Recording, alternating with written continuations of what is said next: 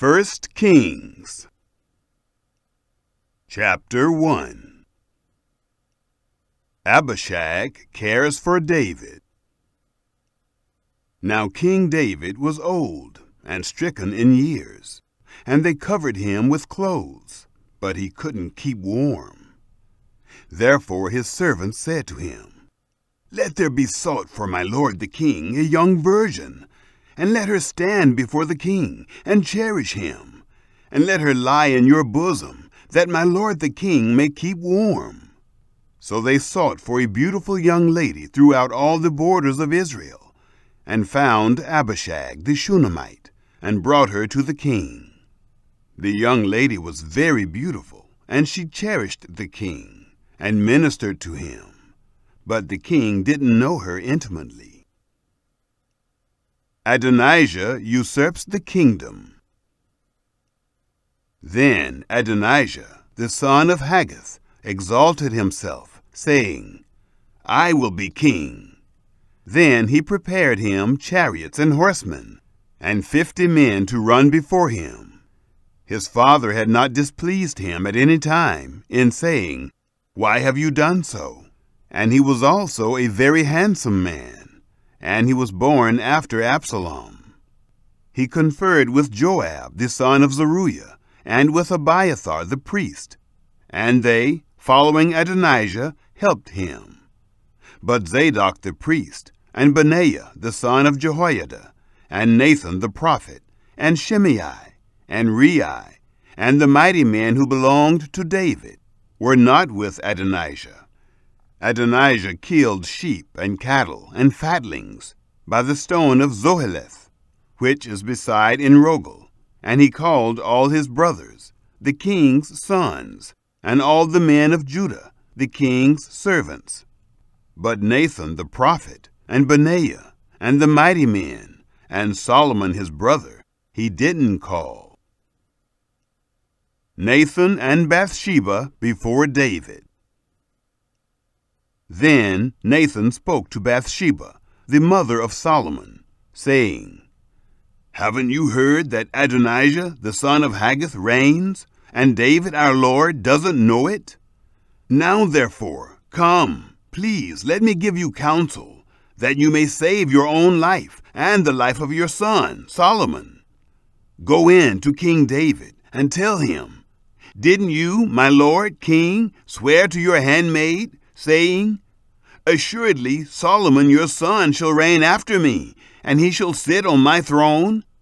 Why then does Adonijah reign? Behold, while you yet talk there with the king, I also will come in after you, and confirm your words.'" Bathsheba went in to the king into the room. The king was very old, and Abishag the Shunammite was ministering to the king. Bathsheba bowed and did obeisance to the king. The king said, "What would you like?"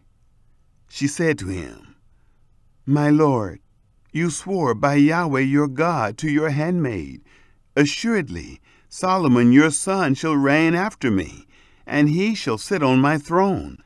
Now, behold, Adonijah reigns, and you, my lord the king, don't know it.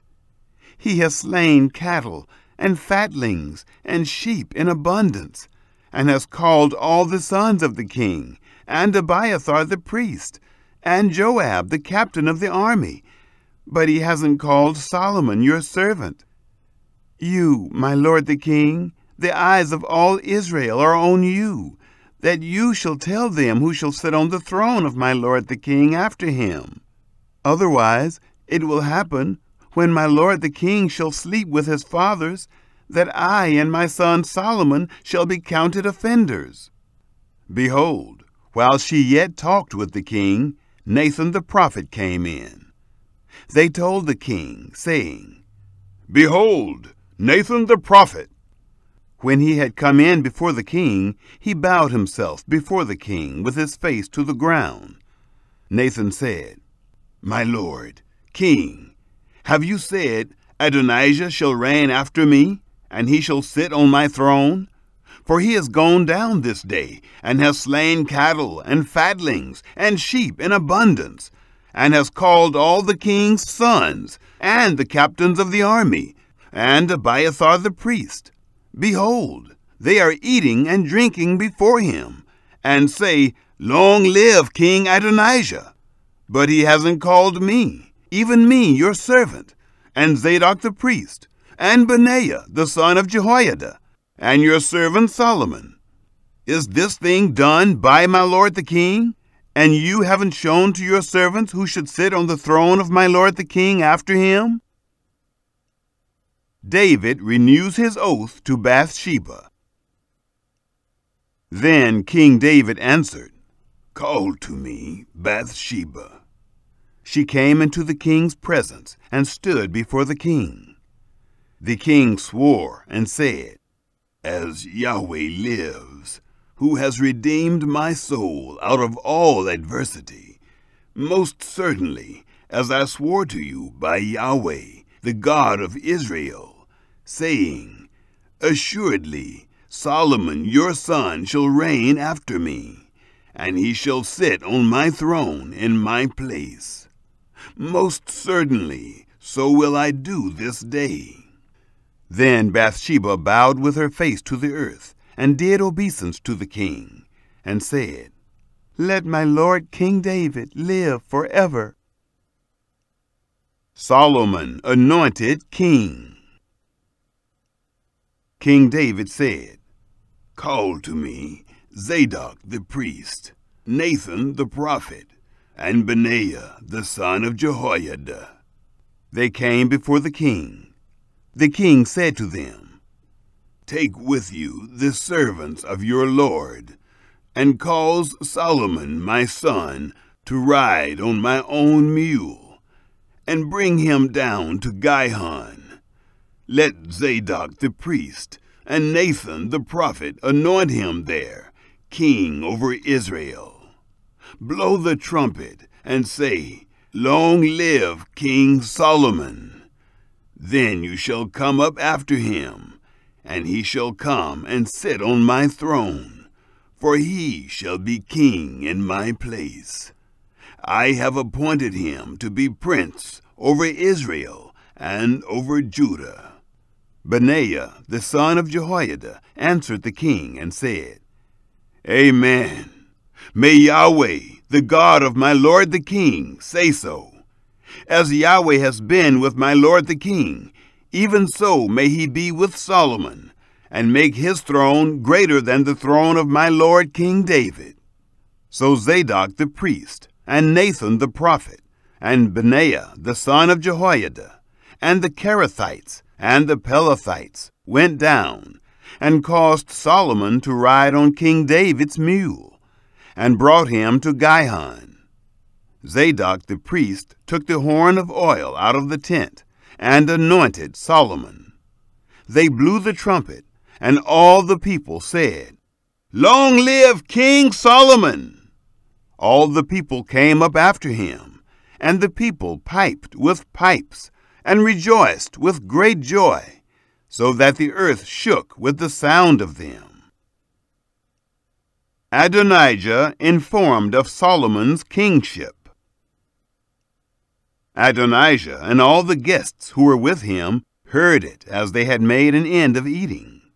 When Joab heard the sound of the trumpet, he said, Why is this noise of the city being in an uproar? While he yet spoke, behold, Jonathan, the son of Abiathar the priest, came, and Adonijah said, Come in, for you are a worthy man, and bring good news. Jonathan answered Adonijah, Most certainly our lord King David has made Solomon king. The king has sent with him Zadok the priest, Nathan the prophet, Benaiah the son of Jehoiada, and the Kerethites, and the Pelethites, and they have caused him to ride on the king's mule. Zadok the priest and Nathan the prophet have anointed him king in Gihon. They have come up from there rejoicing, so that the city rang again. This is the noise that you have heard. Also, Solomon sits on the throne of the kingdom. Moreover, the king's servants came to bless our Lord King David, saying, May your God make the name of Solomon better than your name, and make his throne greater than your throne. And the king bowed himself on the bed. Also, thus said the king, Blessed be Yahweh, the God of Israel, who has given one to sit on my throne this day, my eyes even seeing it. All the guests of Adonijah were afraid, and rose up, and each man went his way. Adonijah feared because of Solomon.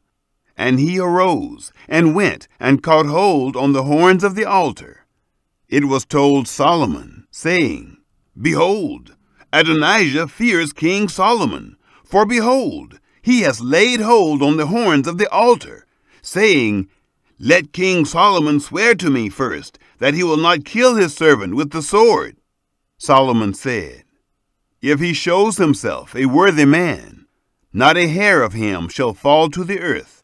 But if wickedness be found in him, he shall die. So King Solomon sent, and they brought him down from the altar.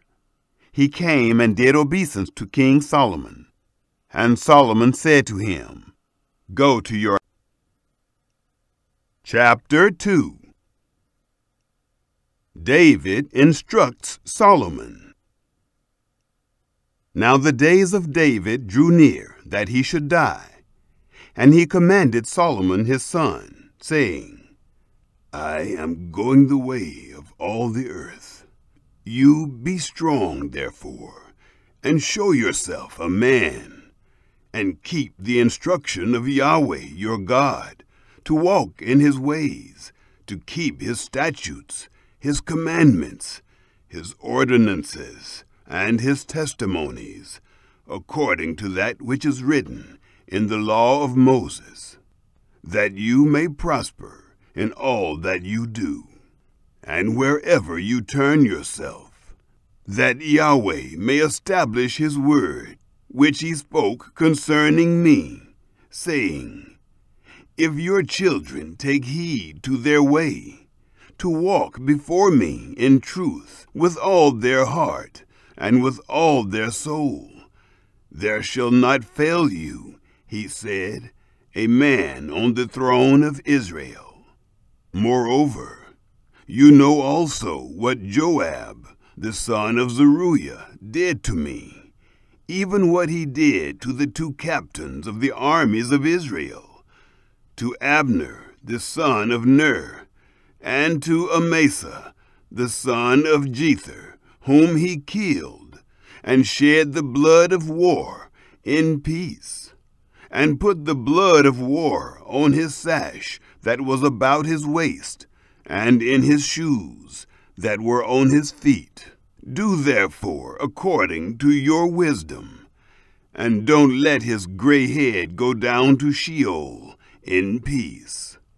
But show kindness to the sons of Barzillai the Gileadite, and let them be of those who eat at your table. For so they came to me when I fled from Absalom your brother. Behold, there is with you Shimei, the son of Gera, the Benjamite, of Bahurim, who cursed me with a grievous curse in the day when I went to Mahanaim. But he came down to meet me at the Jordan, and I swore to him by Yahweh, saying, I will not put you to death with the sword. Now, therefore, don't hold him guiltless, for you are a wise man, and you will know what you ought to do to him, and you shall bring his gray head down to Sheol with blood. The death of David. David slept with his fathers, and was buried in the city of David. The days that David reigned over Israel were 40 years. 7 years reigned he in Hebron, and 33 years reigned he in Jerusalem. Solomon sat on the throne of David his father, and his kingdom was firmly established. Solomon's reign established. Then Adonijah, the son of Haggith, came to Bathsheba, the mother of Solomon. She said, "Do you come peaceably?" He said, "Peaceably." He said, moreover, "I have something to tell you." She said, "Say on." He said, "You know that the kingdom was mine, and that all Israel set their faces on me, that I should reign. However, the kingdom is turned around and has become my brother's, for it was his from Yahweh. Now I ask one petition of you. Don't deny me." She said to him, "Say on." He said, "Please speak to Solomon the king, for he will not tell you no, that he give me Abishag the Shunammite as wife." Bathsheba said, "All right, I will speak for you to the king." The execution of Adonijah. Bathsheba therefore went to King Solomon to speak to him for Adonijah. The king rose up to meet her, and bowed himself to her, and sat down on his throne, and caused a throne to be set for the king's mother, and she sat on his right hand. Then she said, "I ask one small petition of you. Don't deny me." The king said to her, "Ask on, my mother, for I will not deny you." She said, "Let Abishag the Shunammite be given to Adonijah, your brother, as wife." King Solomon answered his mother, "Why do you ask Abishag the Shunammite for Adonijah? Ask for him the kingdom also, for he is my elder brother, even for him, and for Abiathar the priest, and for Joab the son of Zeruiah." Then King Solomon swore by Yahweh, saying, "God do so to me, and more also, if Adonijah has not spoken this word against his own life. Now therefore, as Yahweh lives, who has established me, and set me on the throne of David my father, and who has made me a house, as he promised, surely Adonijah shall be put to death this day." King Solomon sent by Benaiah, the son of Jehoiada, and he fell on him, so that he died. To Abiathar the priest the king said, "Go to Anathoth, to your own fields, for you are worthy of death, but I will not at this time put you to death, because you bore the ark of the Lord Yahweh before David my father, and because you were afflicted in all in which my father was afflicted." So Solomon thrust out Abiathar from being priest to Yahweh, that he might fulfill the word of Yahweh, which he spoke concerning the house of Eli in Shiloh. The execution of Joab. The news came to Joab, for Joab had turned after Adonijah, though he didn't turn after Absalom. Joab fled to the tent of Yahweh, and caught hold on the horns of the altar. It was told King Solomon, "Joab has fled to the tent of Yahweh, and behold, he is by the altar." Then Solomon sent Benaiah, the son of Jehoiada, saying, "Go, fall on him." Benaiah came to the tent of Yahweh, and said to him, "Thus says the king, come forth." He said, "No, but I will die here." Benaiah brought the king word again, saying, "Thus says Joab, and thus he answered me." The king said to him, "Do as he has said, and fall on him, and bury him, that you may take away the blood which Joab shed without cause, from me and from my father's house. Yahweh will return his blood on his own head, because he fell on 2 men more righteous and better than he, and killed them with the sword, and my father David didn't know it. Abner, the son of Ner, captain of the army of Israel, and Amasa, the son of Jether, captain of the army of Judah. So shall their blood return on the head of Joab, and on the head of his seed forever. But to David, and to his seed, and to his house, and to his throne. There shall be peace forever from Yahweh.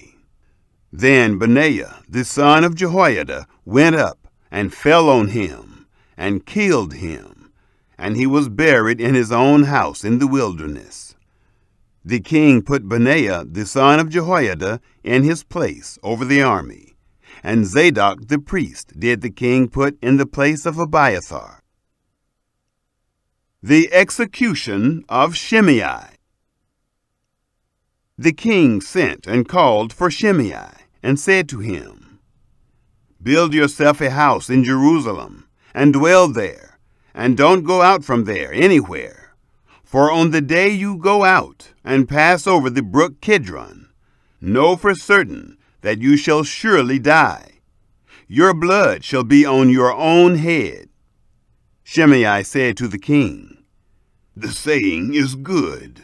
As my lord the king has said, so will your servant do. Shimei lived in Jerusalem many days. It happened at the end of 3 years that 2 of the servants of Shimei ran away to Achish, son of Maacah, king of Gath. They told Shimei, saying, Behold, your servants are in Gath. Shimei arose and saddled his donkey and went to Gath, to Achish, to seek his servants. And Shimei went and brought his servants from Gath. It was told Solomon that Shimei had gone from Jerusalem to Gath and was come again. The king sent and called for Shimei and said to him, Didn't I adjure you by Yahweh and warn you, saying, Know for certain that on the day you go out and walk abroad anywhere, you shall surely die? You said to me, The saying that I have heard is good. Why then have you not kept the oath of Yahweh and the commandment that I have instructed you with? The king said moreover to Shimei, You know all the wickedness which your heart is privy to, that you did to David my father. Therefore Yahweh shall return your wickedness on your own head. But King Solomon shall be blessed, and the throne of David shall be established before Yahweh forever. So the king commanded Benaiah, the son of Jehoiada, and he went out and fell on him, so that he died. The kingdom was established in the hand of Solomon. Chapter 3. Solomon's rule consolidated. Solomon made affinity with Pharaoh, king of Egypt, and took Pharaoh's daughter, and brought her into the city of David, until he had made an end of building his own house, and the house of Yahweh, and the wall of Jerusalem all around. Only the people sacrificed in the high places, because there was no house built for the name of Yahweh until those days. Solomon loved Yahweh, walking in the statutes of David his father. Only he sacrificed and burnt incense in the high places. The king went to Gibeon to sacrifice there, for that was the great high place. 1,000 burnt offerings did Solomon offer on that altar. In Gibeon Yahweh appeared to Solomon in a dream by night, and God said, Ask what I shall give you. Solomon's prayer for wisdom. Solomon said, You have shown to your servant David, my father, great loving kindness, according as he walked before you, in truth and in righteousness, and in uprightness of heart with you. You have kept for him this great loving kindness, that you have given him a son to sit on his throne, as it is this day. Now, Yahweh, my God, you have made your servant king instead of David my father. I am but a little child. I don't know how to go out or come in. Your servant is in the midst of your people, which you have chosen, a great people, that can't be numbered nor counted for multitude. Give your servant, therefore, an understanding heart to judge your people, that I may discern between good and evil. For who is able to judge this your great people? God grants wisdom, riches, honor. The speech pleased the Lord, that Solomon had asked this thing. God said to him, Because you have asked this thing, and have not asked for yourself long life, neither have asked riches for yourself, nor have asked the life of your enemies, but have asked for yourself understanding to discern justice. Behold, I have done according to your word. Behold, I have given you a wise and an understanding heart, so that there has been none like you before you, neither after you shall any arise like you. I have also given you that which you have not asked, both riches and honor, so that there shall not be any among the kings like you all your days. If you will walk in my ways, to keep my statutes and my commandments, as your father David walked, then I will lengthen your days. Solomon awoke, and behold, it was a dream. Then he came to Jerusalem, and stood before the ark of the covenant of Yahweh, and offered up burnt offerings, offered peace offerings, and made a feast to all his servants. Solomon judges wisely. Then 2 women who were prostitutes came to the king, and stood before him. The one woman said, "O my lord, I and this woman dwell in one house. I delivered a child with her in the house. It happened the 3rd day after I delivered that this woman delivered also. We were together. There was no stranger with us in the house, just us 2 in the house. This woman's child died in the night because she lay on it. She arose at midnight and took my son from beside me while your handmaid slept, and laid it in her bosom, and laid her dead child in my bosom. When I rose in the morning to nurse my child, behold, it was dead. But when I had looked at it in the morning, behold, it was not my son whom I bore." The other woman said, "No, but the living is my son, and the dead is your son." The first said, "No, but the dead is your son, and the living is my son." Thus they spoke before the king. Then the king said, "The one says, 'This is my son who lives, and your son is the dead.' And the other says, 'No, but your son is the dead one, and my son is the living one.'" The king said, "Get me a sword." They brought a sword before the king. The king said, "Divide the living child in 2, and give half to the one, and half to the other." Then the woman whose the living child was spoke to the king, for her heart yearned over her son, and she said, "Oh, my lord, give her the living child, and in no way kill it." But the other said, "It shall be neither mine nor yours. Divide it." Then the king answered, "Give her the living child, and in no way kill it. She is its mother." All Israel heard of the judgment which the king had judged, and they feared the king, for they saw that the wisdom of God was in him to do justice. Chapter 4. Solomon's Princes. King Solomon was king over all Israel. These were the princes whom he had: Azariah, the son of Zadok the priest; Elihoreph and Ahijah, the sons of Shisha, scribes; Jehoshaphat, the son of Ahilud, the recorder; and Benaiah, the son of Jehoiada, was over the army; and Zadok and Abiathar were priests; and Azariah, the son of Nathan, was over the officers; And Zabud, the son of Nathan, was chief minister, and the king's friend.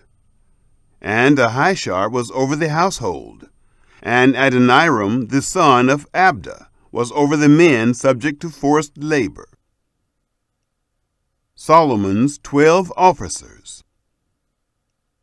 Solomon had 12 officers over all Israel, who provided food for the king and his household. Each man had to make provision for a month in the year. These are their names: Ben-Hur, in the hill country of Ephraim; Ben-Deker, in Makaz, and in Shaalbim, and Beth-Shemesh, and Elon Beth-Hanan; Ben-Hesed, in Aruboth; to him pertained Soko, and all the land of Hepher; Ben-Abinadab, in all the height of Dor; he had Taphath, the daughter of Solomon, as wife; Baanah, the son of Ahilud; in Taanach and Megiddo, and all Beth-shean, which is beside Zarethan, beneath Jezreel; from Beth-shean to Abel-Meholah, as far as beyond Jogmeam; Ben-Geber, in Ramoth-Gilead; to him pertained the towns of Jair, the son of Manasseh, which are in Gilead; even to him pertained the region of Argob, which is in Bashan, 60 great cities with walls and bronze bars; Ahinadab, the son of Iddo, in Mahanaim; Ahimaaz, in Naphtali; he also took Basemath, the daughter of Solomon, as wife; Baanah, the son of Hushai, in Asher and Bealoth; Jehoshaphat, the son of Peruah, in Issachar; Shimei, the son of Elah, in Benjamin; Geber, the son of Uri, in the land of Gilead, the country of Sihon, king of the Amorites, and of Og, king of Bashan, and he was the only officer who was in the land. Solomon's wealth. Judah and Israel were many, as the sand which is by the sea in multitude, eating and drinking and making merry. Solomon ruled over all the kingdoms, from the river to the land of the Philistines, and to the border of Egypt. They brought tribute and served Solomon all the days of his life. Solomon's provision for one day was 30 measures of fine flour and 60 measures of meal, 10 head of fat cattle, and 20 head of cattle out of the pastures, and 100 sheep, besides harts and gazelles, and roebucks and fattened fowl.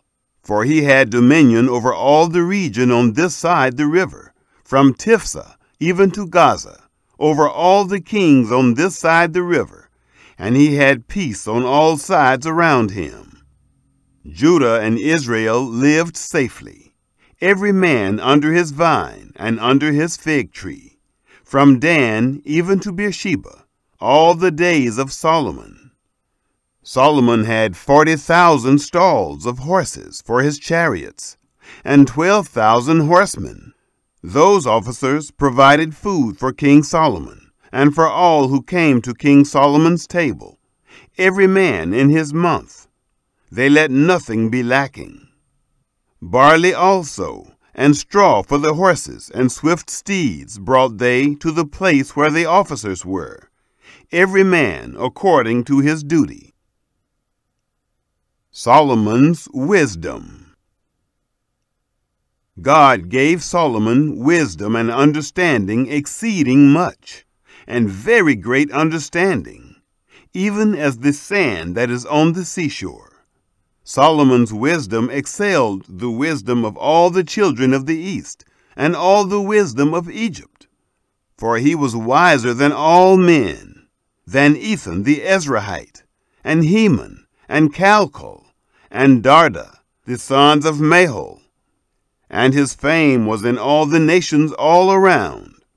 He spoke 3,000 proverbs, and his songs were 1,005.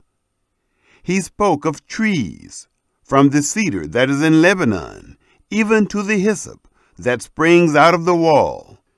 He spoke also of animals, and of birds, and of creeping things, and of fish. There came of all peoples to hear the wisdom of Solomon, from all kings of the earth who had heard of his wisdom. Chapter 5. Preparations for the Temple.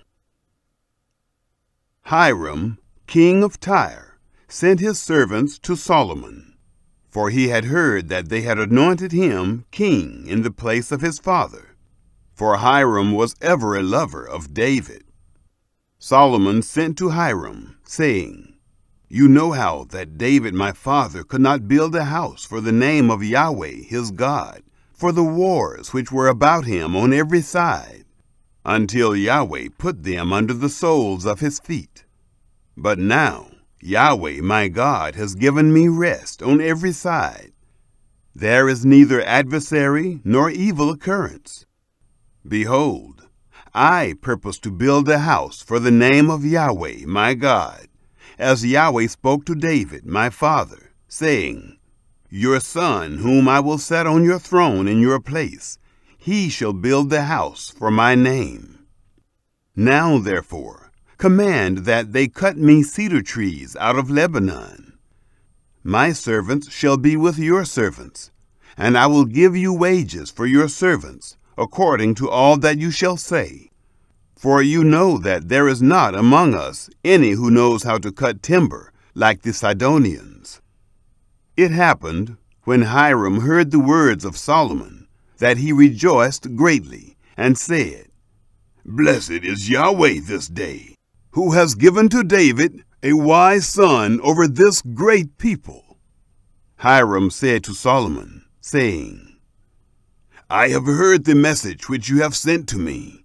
I will do all your desire concerning timber of cedar, and concerning timber of fir. My servants shall bring them down from Lebanon to the sea. I will make them into rafts to go by sea to the place that you shall appoint me, and will cause them to be broken up there, and you shall receive them. You shall accomplish my desire in giving food for my household." So Hiram gave Solomon timber of cedar and timber of fir according to all his desire. Solomon gave Hiram 20,000 measures of wheat for food to his household, and 20 measures of pure oil. Solomon gave this to Hiram year by year. Yahweh gave Solomon wisdom, as he promised him. And there was peace between Hiram and Solomon, and they two made a treaty together. Solomon's workmen and laborers. King Solomon raised a levy out of all Israel, and the levy was 30,000 men. He sent them to Lebanon, 10,000 a month by courses. A month they were in Lebanon, and 2 months at home. And Adoniram was over the men subject to forced labor. Solomon had 70,000 who bore burdens, and 80,000 who were stone cutters in the mountains. Besides Solomon's chief officers who were over the work, 3,300 who bore rule over the people who labored in the work. The king commanded, and they cut out great stones, costly stones, to lay the foundation of the house with worked stone. Solomon's builders and Hiram's builders and the Gebalites did fashion them, and prepared the timber and the stones to build the house. Chapter 6. Solomon builds the temple. It happened in the 480th year, after the children of Israel were come out of the land of Egypt, in the 4th year of Solomon's reign over Israel, in the month Ziv, which is the 2nd month, that he began to build the house of Yahweh. the house which King Solomon built for Yahweh. Its length was 60 cubits, and its breadth 20 cubits, and its height 30 cubits. The porch before the temple of the house, 20 cubits was its length, according to the breadth of the house, and 10 cubits was its breadth before the house. For the house he made windows of fixed lattice work.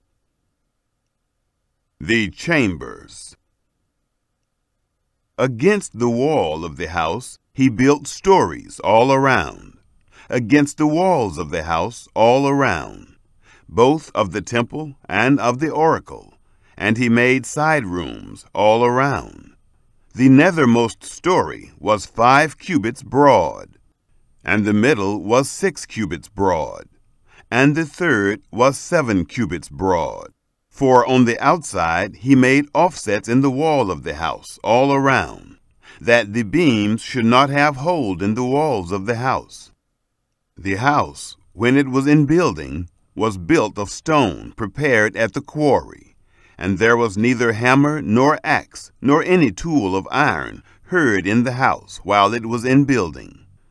The door for the middle side rooms was in the right side of the house, and they went up by winding stairs into the middle story, and out of the middle into the third.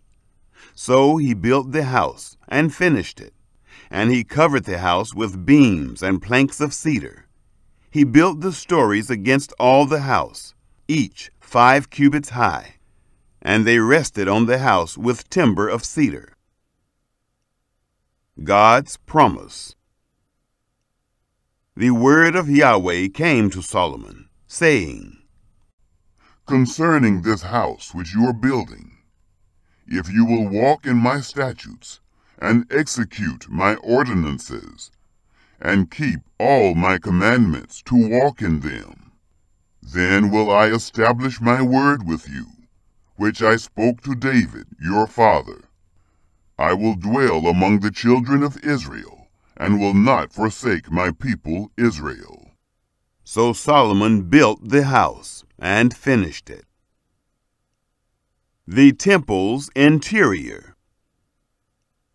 He built the walls of the house within with boards of cedar, from the floor of the house to the walls of the ceiling. He covered them on the inside with wood, and he covered the floor of the house with boards of fir. He built 20 cubits on the hinder part of the house with boards of cedar, from the floor to the walls of the ceiling. He built them for it within, for an oracle, even for the most holy place. The house, that is, the temple before the oracle, was 40 cubits long. There was cedar on the house within, carved with buds and open flowers. All was cedar. There was no stone seen. He prepared an oracle in the midst of the house within, to set there the ark of the covenant of Yahweh. Within the oracle was a space of 20 cubits in length, and 20 cubits in breadth, and 20 cubits in its height. And he overlaid it with pure gold, and he covered the altar with cedar. So Solomon overlaid the house within with pure gold. And he drew chains of gold across before the oracle, and he overlaid it with gold. The whole house he overlaid with gold, until all the house was finished. Also the whole altar that belonged to the oracle he overlaid with gold. The cherubim. In the oracle he made 2 cherubim of olive wood, each 10 cubits high. 5 cubits was the one wing of the cherub, and 5 cubits the other wing of the cherub. From the uttermost part of the one wing to the uttermost part of the other were 10 cubits. The other cherub was 10 cubits. Both the cherubim were of one measure and one form. The height of the one cherub was 10 cubits, and so was it of the other cherub. He set the cherubim within the inner house, and the wings of the cherubim were stretched forth. so that the wing of the one touched the one wall, and the wing of the other cherub touched the other wall. And their wings touched one another in the midst of the house. He overlaid the cherubim with gold. He carved all the walls of the house around with carved figures of cherubim, and palm trees, and open flowers, inside and outside. The floor of the house he overlaid with gold, inside and outside. The doors. For the entrance of the oracle he made doors of olive wood. The lintel and doorposts were a fifth part of the wall. So he made 2 doors of olive wood. And he carved on them carvings of cherubim and palm trees and open flowers, and overlaid them with gold. And he spread the gold on the cherubim and on the palm trees. So also made he for the entrance of the temple door posts of olive wood, out of a 4th part of the wall, and 2 doors of fir wood. The 2 leaves of the one door were folding, and the 2 leaves of the other door were folding. He carved thereon cherubim and palm trees and open flowers, and he overlaid them with gold, fitted on the engraved work. The courtyard. He built the inner court with 3 courses of cut stone, and a course of cedar beams. In the 4th year was the foundation of the house of Yahweh laid, in the month Ziv. In the 11th year, in the month Bul, which is the 8th month, was the house finished throughout all its parts, and according to all its fashion. So was he 7 years in building it. Chapter 7. Solomon builds his palace. Solomon was building his own house 13 years, and he finished all his house. For he built the house of the forest of Lebanon. Its length was 100 cubits, and its breadth 50 cubits, and its height 30 cubits, on 4 rows of cedar pillars, with cedar beams on the pillars.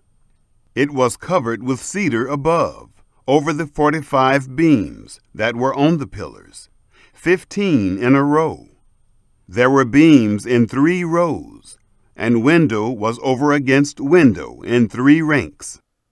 All the doors and posts were made square with beams, and window was over against window in 3 ranks. He made the porch of pillars.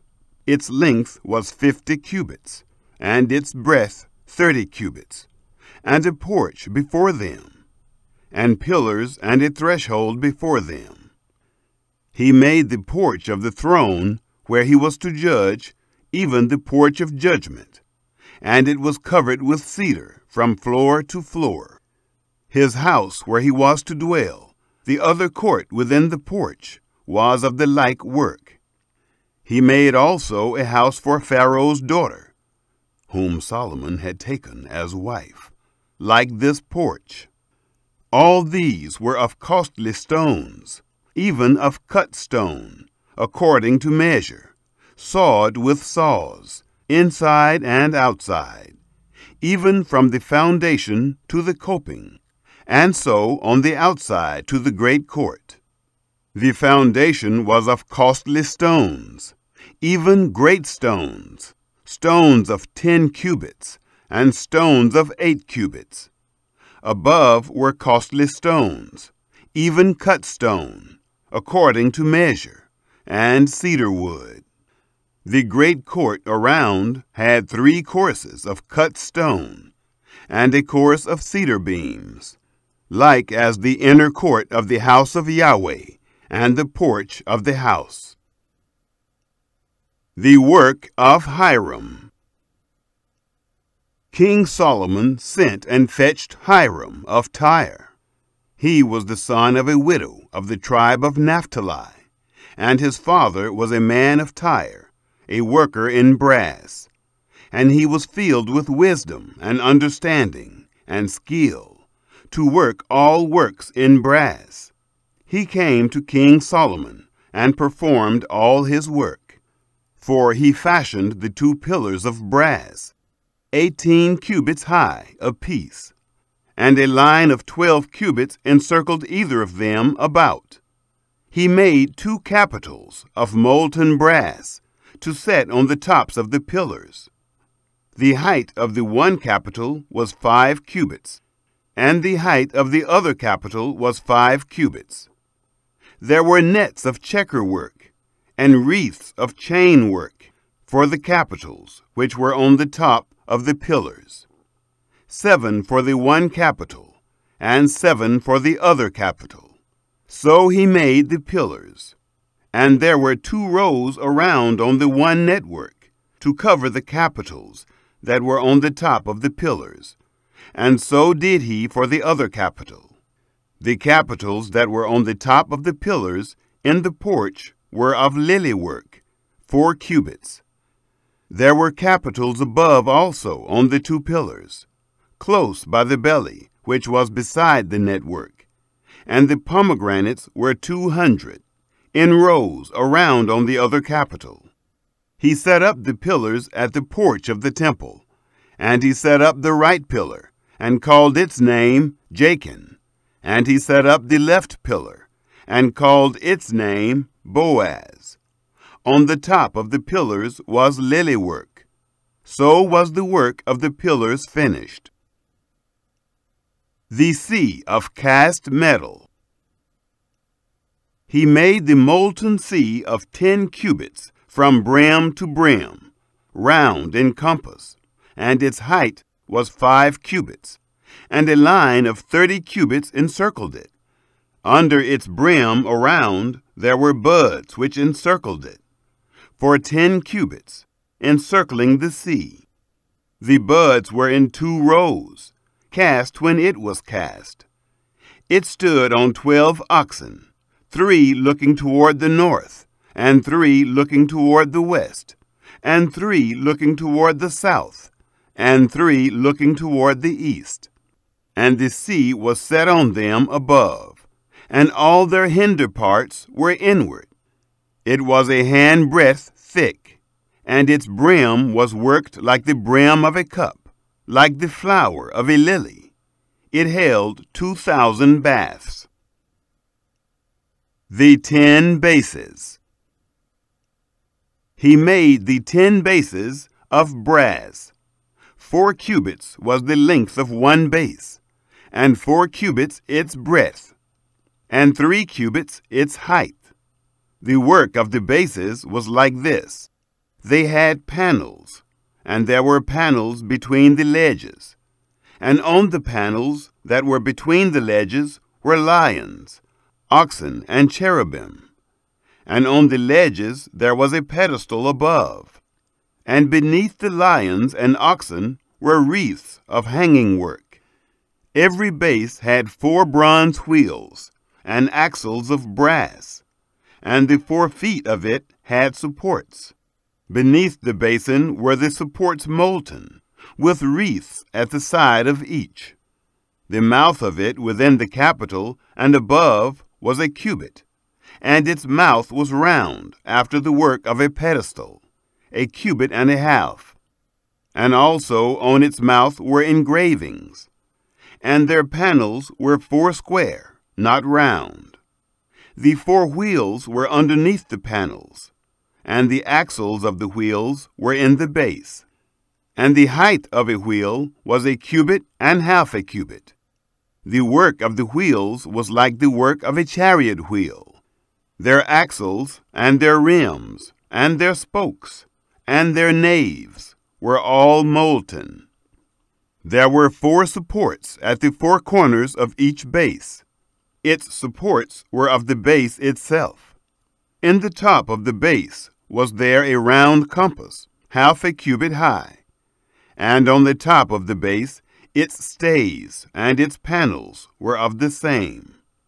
On the plates of its stays and on its panels he engraved cherubim lions, and palm trees, according to the space of each, with wreaths all around.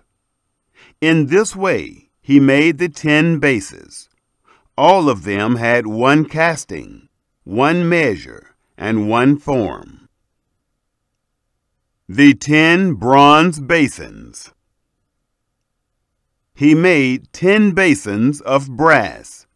One basin contained 40 baths, and every basin was 4 cubits, and on every one of the 10 bases 1 basin.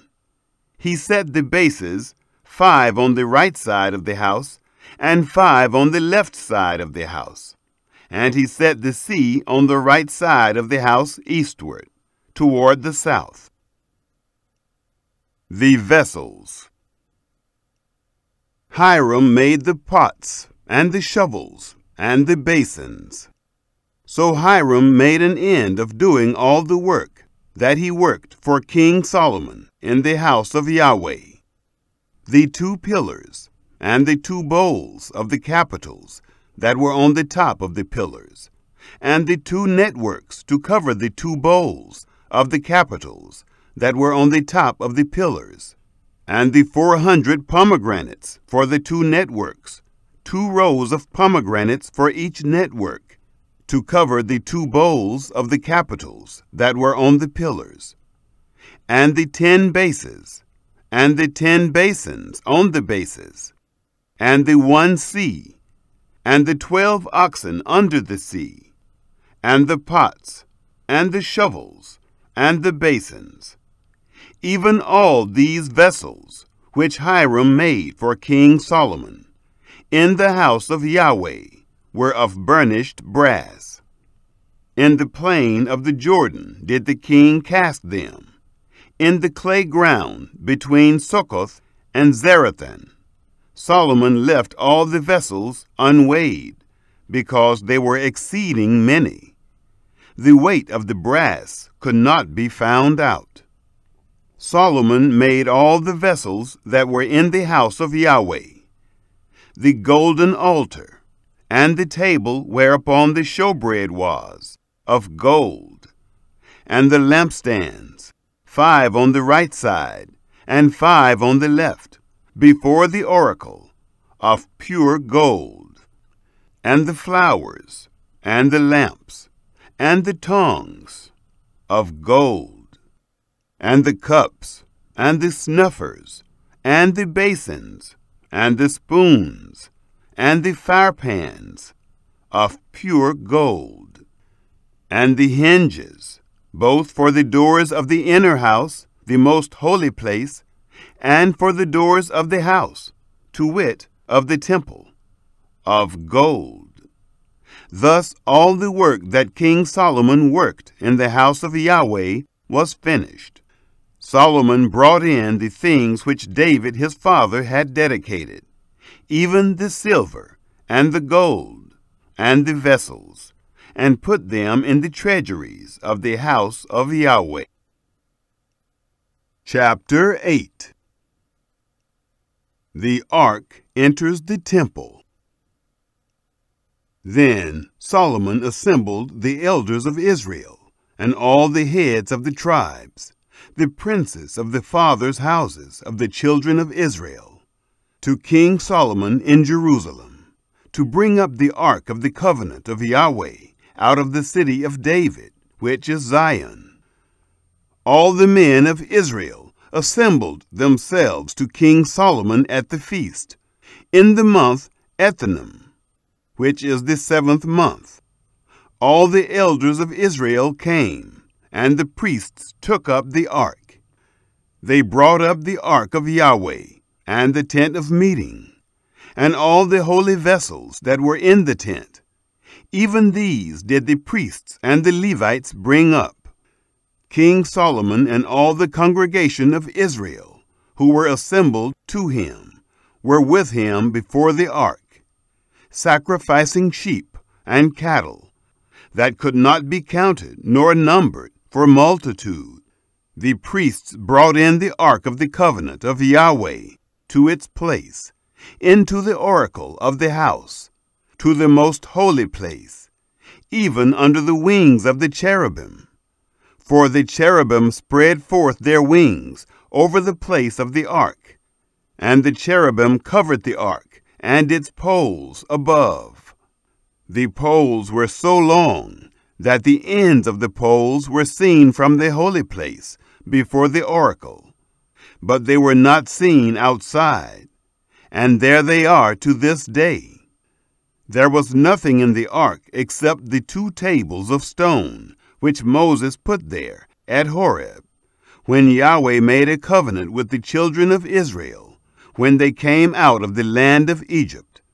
It came to pass, when the priests were come out of the holy place, that the cloud filled the house of Yahweh, so that the priests could not stand to minister by reason of the cloud, for the glory of Yahweh filled the house of Yahweh. Solomon praises the Lord. Then Solomon said, Yahweh has said that he would dwell in the thick darkness. I have surely built you a house of habitation, a place for you to dwell in forever. The king turned his face about and blessed all the assembly of Israel, and all the assembly of Israel stood. He said, Blessed is Yahweh, the God of Israel, who spoke with his mouth to David your father, and has with his hand fulfilled it, saying, Since the day that I brought forth my people Israel out of Egypt, I chose no city out of all the tribes of Israel to build a house, that my name might be there. But I chose David to be over my people Israel. Now it was in the heart of David my father to build a house for the name of Yahweh, the God of Israel. But Yahweh said to David my father, Whereas it was in your heart to build a house for my name, you did well that it was in your heart. Nevertheless, you shall not build the house, but your son, who shall come forth out of your body, he shall build the house for my name. Yahweh has established his word that he spoke.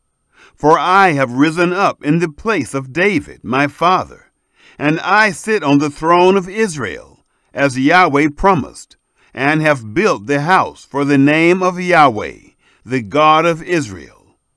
There I have set a place for the ark, in which is the covenant of Yahweh, which he made with our fathers, when he brought them out of the land of Egypt. Solomon's prayer of dedication.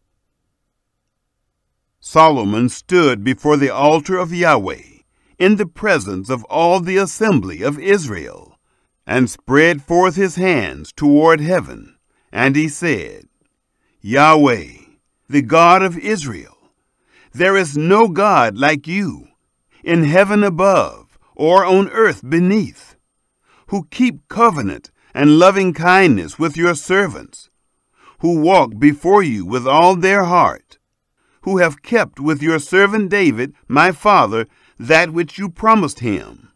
Yes, you spoke with your mouth, and have fulfilled it with your hand, as it is this day. Now therefore, may Yahweh, the God of Israel, keep with your servant David, my father, that which you have promised him, saying, There shall not fail you a man in my sight to sit on the throne of Israel, if only your children take heed to their way, to walk before me as you have walked before me. Now therefore, God of Israel, please let your word be verified, which you spoke to your servant David, my father. But will God in very deed dwell on the earth?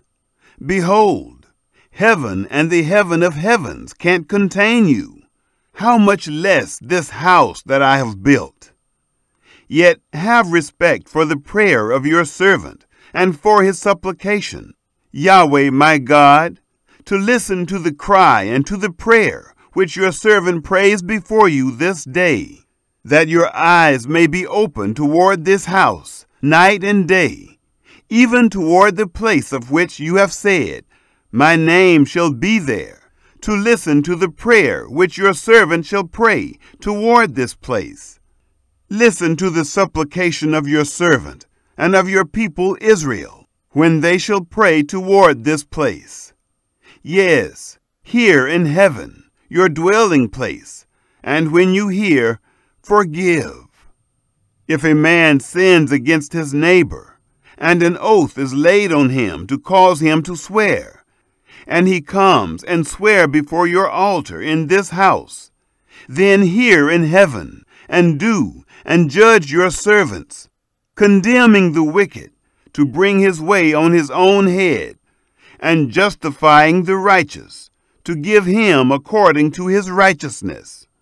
When your people Israel are struck down before the enemy, because they have sinned against you, if they turn again to you, and confess your name, and pray, and make supplication to you in this house, then hear in heaven, and forgive the sin of your people Israel, and bring them again to the land which you gave to their fathers.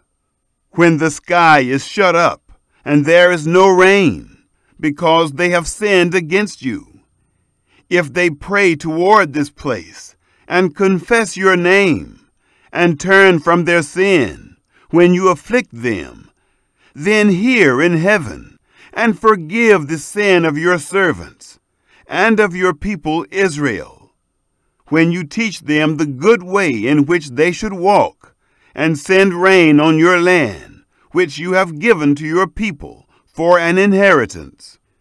If there is famine in the land, if there is pestilence, if there is blight, mildew, locust, or caterpillar, if their enemy besieges them in the land of their cities, whatever plague, whatever sickness there is, whatever prayer and supplication is made by any man or by all your people Israel, who shall each know the plague of his own heart, and spread forth his hands toward this house, then hear in heaven, your dwelling place, and forgive, and do, and render to every man according to all his ways, whose heart you know. For you, even you only, know the hearts of all the children of men, that they may fear you all the days that they live in the land which you gave to our fathers. Moreover, concerning the foreigner, who is not of your people Israel, when he shall come out of a far country for your name's sake, for they shall hear of your great name, and of your mighty hand, and of your outstretched arm. When he shall come and pray toward this house, hear in heaven, your dwelling place, and do according to all that the foreigner calls to you for, that all the peoples of the earth may know your name, to fear you, as do your people Israel, and that they may know that this house which I have built is called by your name. If your people go out to battle against their enemy, by whatever way you shall send them, and they pray to Yahweh toward the city which you have chosen, and toward the house which I have built for your name, then hear in heaven their prayer and their supplication, and maintain their cause. If they sin against you, for there is no man who doesn't sin, and you are angry with them, and deliver them to the enemy, so that they carry them away captive to the land of the enemy, far off or near, yet if they shall repent in the land where they are carried captive, and turn again, and make supplication to you in the land of those who carried them captive, saying, We have sinned and have done perversely. We have dealt wickedly. If they return to you with all their heart and with all their soul in the land of their enemies who carried them captive, and pray to you toward their land, which you gave to their fathers, the city which you have chosen, and the house which I have built for your name, then hear their prayer and their supplication in heaven, your dwelling place, and maintain their cause, and forgive your people who have sinned against you, and all their transgressions in which they have transgressed against you, and give them compassion before those who carried them captive, that they may have compassion on them. For they are your people, and your inheritance, which you have brought forth out of Egypt, from the midst of the furnace of iron, that your eyes may be open to the supplication of your servant, and to the supplication of your people Israel, to listen to them whenever they cry to you. For you separated them from among all the peoples of the earth, to be your inheritance, as you spoke by Moses your servant, when you brought our fathers out of Egypt, Lord Yahweh. Solomon's benediction. It was so that when Solomon had made an end of praying all this prayer and supplication to Yahweh, he arose from before the altar of Yahweh, from kneeling on his knees with his hands spread forth toward heaven. He stood and blessed all the assembly of Israel with a loud voice, saying, Blessed be Yahweh, who has given rest to his people Israel, according to all that he promised. There has not failed one word of all his good promise, which he promised by Moses his servant. May Yahweh our God be with us, as he was with our fathers. Let him not leave us, nor forsake us, that he may incline our hearts to him, to walk in all his ways, and to keep his commandments, and his statutes, and his ordinances, which he commanded our fathers. Let these my words, with which I have made supplication before Yahweh, be near to Yahweh our God, day and night, that he may maintain the cause of his servant, and the cause of his people Israel, as every day shall require, that all the peoples of the earth may know that Yahweh, he is God. There is none else.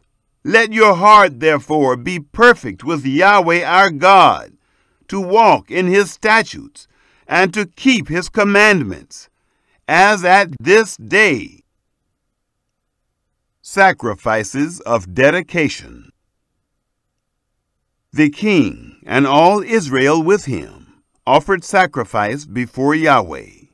Solomon offered for the sacrifice of peace offerings, which he offered to Yahweh, 22,000 head of cattle, and 120,000 sheep. So the king and all the children of Israel dedicated the house of Yahweh. The same day did the king make the middle of the court holy, that was before the house of Yahweh. For there he offered the burnt offering, and the meal offering, and the fat of the peace offerings, because the bronze altar that was before Yahweh was too little to receive the burnt offering, and the meal offering, and the fat of the peace offerings. So Solomon held the feast at that time, and all Israel with him, a great assembly, from the entrance of Hamath to the brook of Egypt, before Yahweh our God, 7 days and 7 days, even 14 days. On the 8th day he sent the people away, and they blessed the king, and went to their tents joyful and glad of heart, for all the goodness that Yahweh had shown to David his servant, and to Israel. Chapter 9. God's Covenant with Solomon. It happened, when Solomon had finished the building of the house of Yahweh, and the king's house, and all Solomon's desire which he was pleased to do, that Yahweh appeared to Solomon the second time, as he had appeared to him at Gibeon. Yahweh said to him, I have heard your prayer and your supplication that you have made before me. I have made this house holy which you have built, to put my name there forever, and my eyes and my heart shall be there perpetually.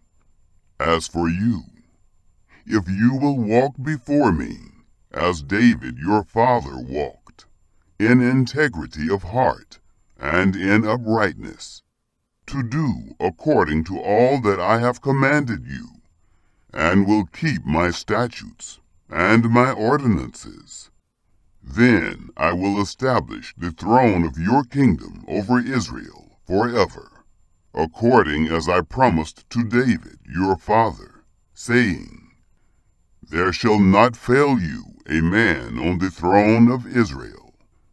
But if you turn away from following me, you or your children, and not keep my commandments and my statutes which I have set before you, but shall go and serve other gods and worship them, then will I cut off Israel out of the land which I have given them.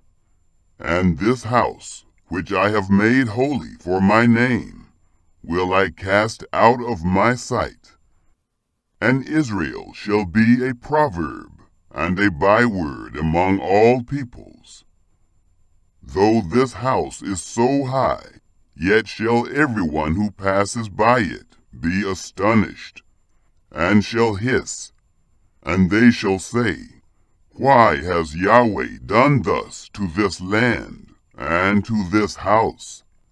And they shall answer, Because they forsook Yahweh their God, who brought forth their fathers out of the land of Egypt, and laid hold of other gods, and worshipped them, and served them.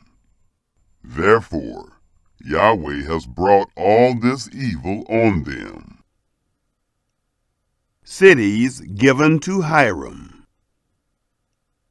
It happened at the end of 20 years, in which Solomon had built the two houses, the house of Yahweh and the king's house. Now Hiram, the king of Tyre, had furnished Solomon with cedar trees and fir trees, and with gold, according to all his desire. That then King Solomon gave Hiram 20 cities in the land of Galilee. Hiram came out from Tyre to see the cities which Solomon had given him, and they didn't please him. He said, What cities are these which you have given me, my brother? He called them the land of Cabul to this day. Hiram sent to the king 120 talents of gold. Solomon's numerous achievements. This is the reason of the levy which King Solomon raised, to build the house of Yahweh, and his own house, and Millo, and the wall of Jerusalem, and Hazor, and Megiddo, and Gezer. Pharaoh, king of Egypt, had gone up and taken Gezer, and burnt it with fire, and slain the Canaanites who lived in the city, and given it for a portion to his daughter, Solomon's wife. Solomon built Gezer, and Beth-horon the lower, and Baaloth, and Tamar in the wilderness, in the land, and all the storage cities that Solomon had, and the cities for his chariots, and the cities for his horsemen, and that which Solomon desired to build for his pleasure in Jerusalem, and in Lebanon, and in all the land of his dominion.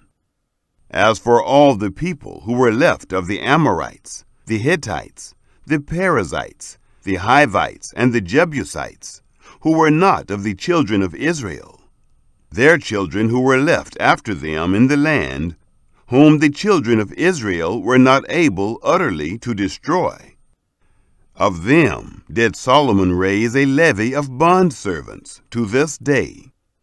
But of the children of Israel did Solomon make no bondservants, but they were the men of war, and his servants, and his princes, and his captains, and rulers of his chariots, and of his horsemen. These were the chief officers who were over Solomon's work, 550, who bore rule over the people who labored in the work.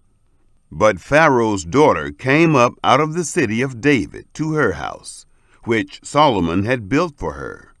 Then did he build Millo. 3 times a year did Solomon offer burnt offerings and peace offerings on the altar which he built to Yahweh, burning incense therewith on the altar that was before Yahweh. So he finished the house.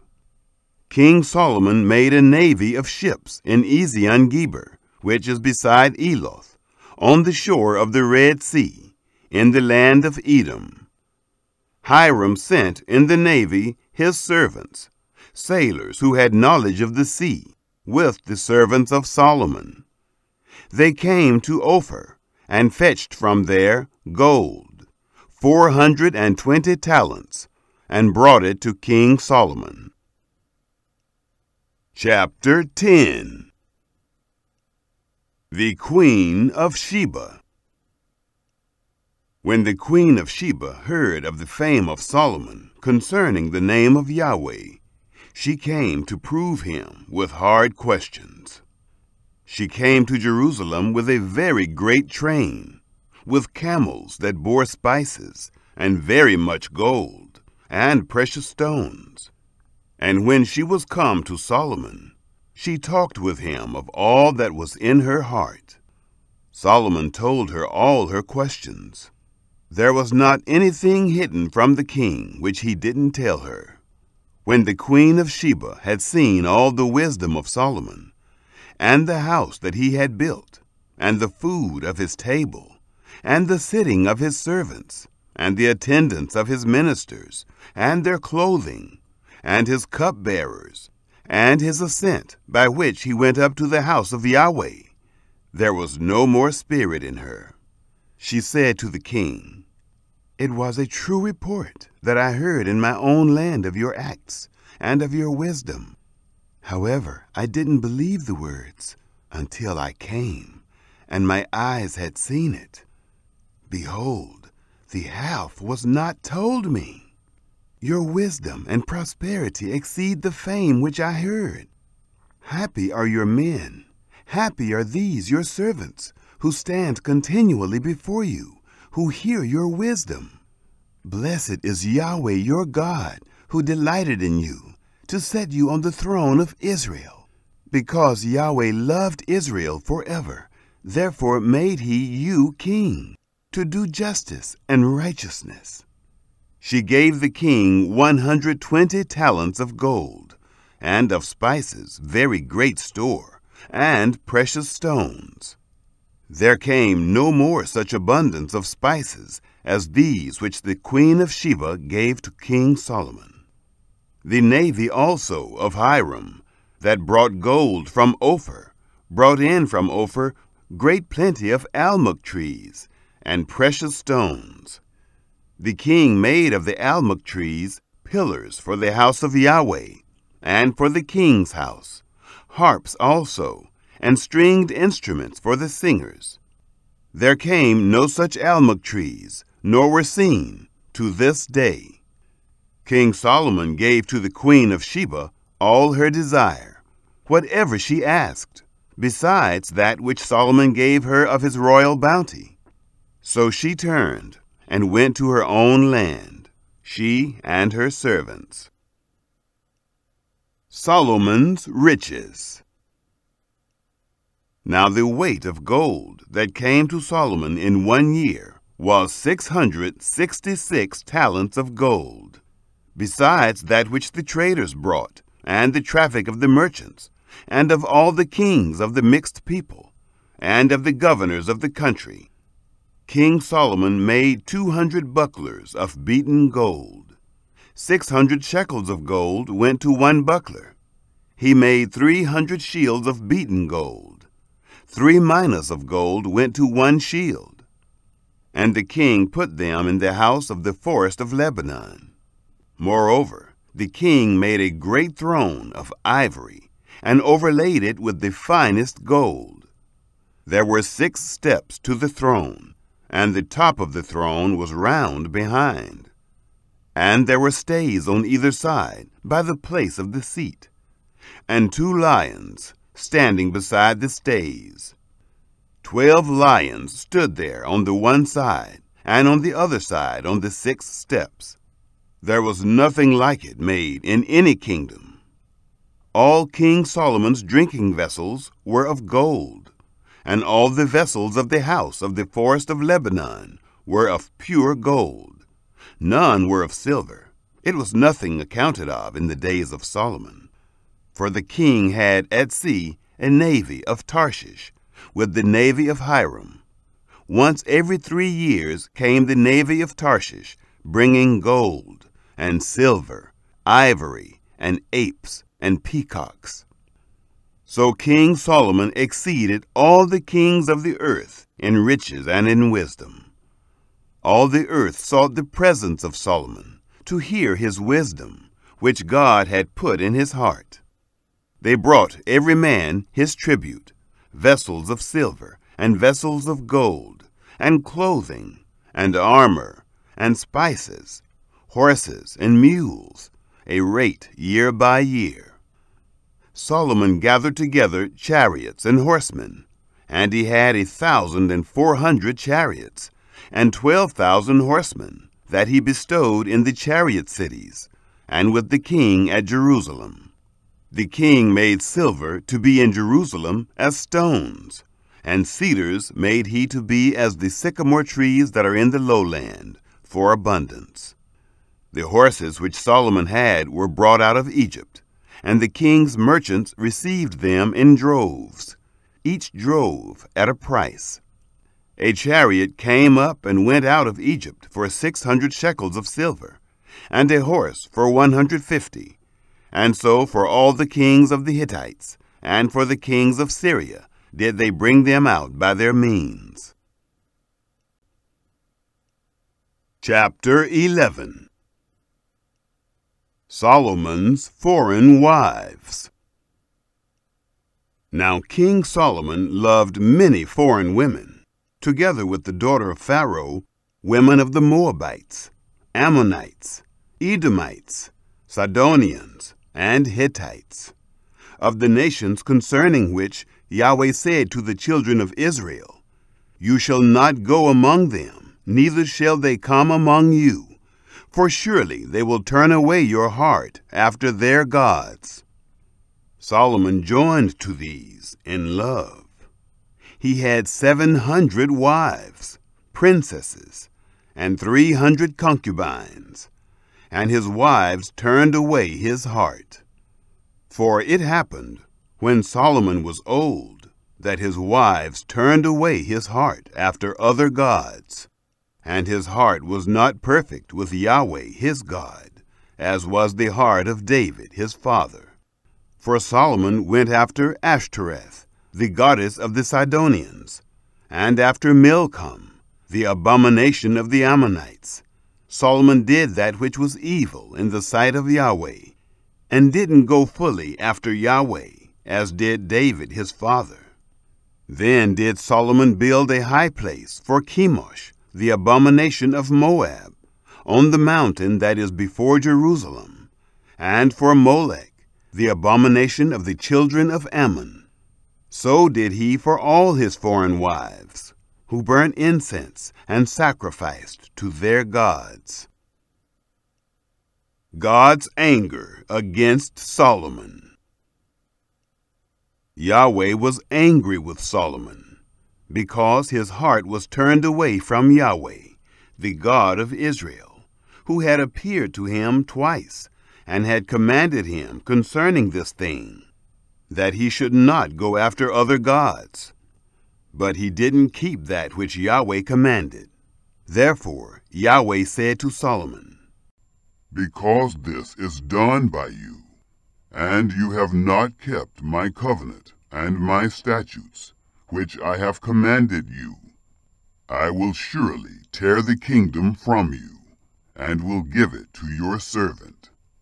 Notwithstanding, I will not do it in your days, for David your father's sake, but I will tear it out of the hand of your son.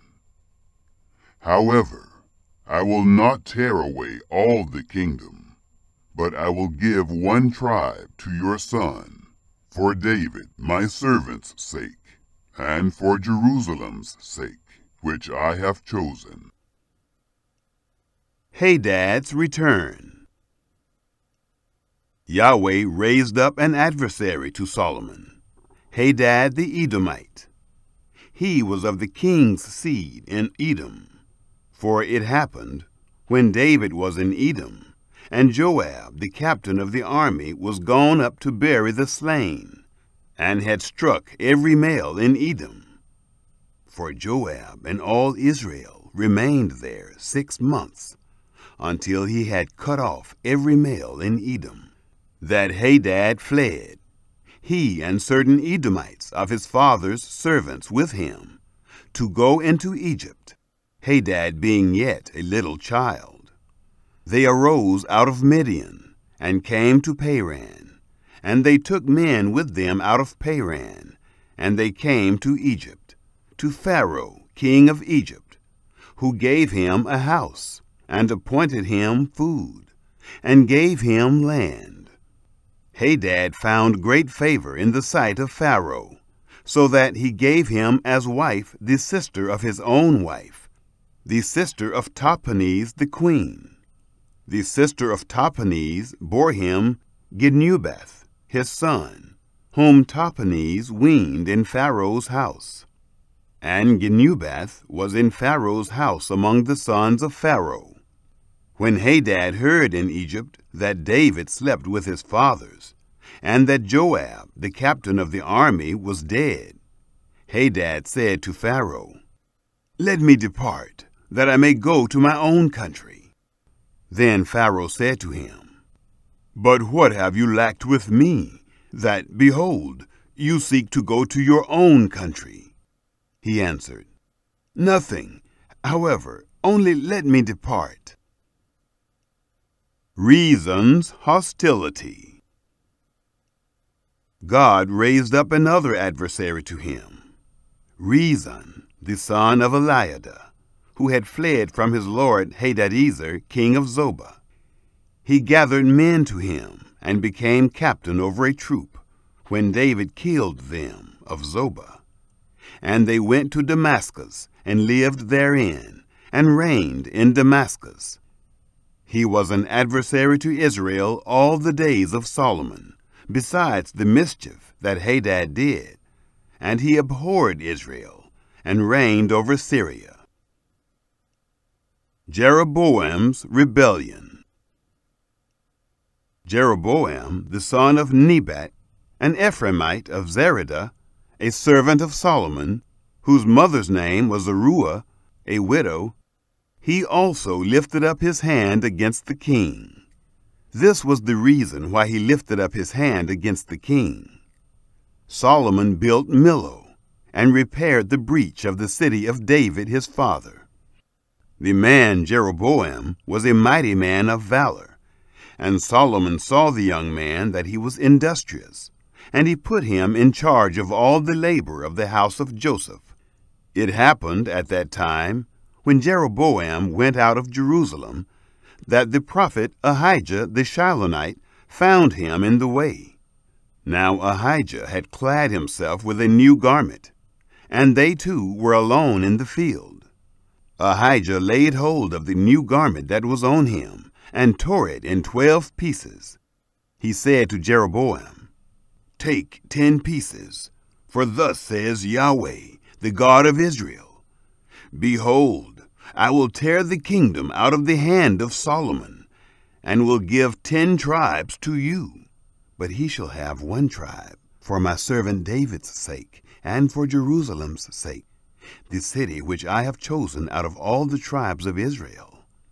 Because that they have forsaken me, and have worshipped Ashtoreth, the goddess of the Sidonians, Chemosh, the god of Moab, and Milcom, the god of the children of Ammon. They have not walked in my ways, to do that which is right in my eyes, and to keep my statutes and my ordinances, as David his father did. However, I will not take the whole kingdom out of his hand, but I will make him prince all the days of his life, for David my servant's sake, whom I chose, who kept my commandments and my statutes. But I will take the kingdom out of his son's hand, and will give it to you, even 10 tribes. To his son will I give 1 tribe, that David my servant may have a lamp always before me in Jerusalem, the city which I have chosen me to put my name there.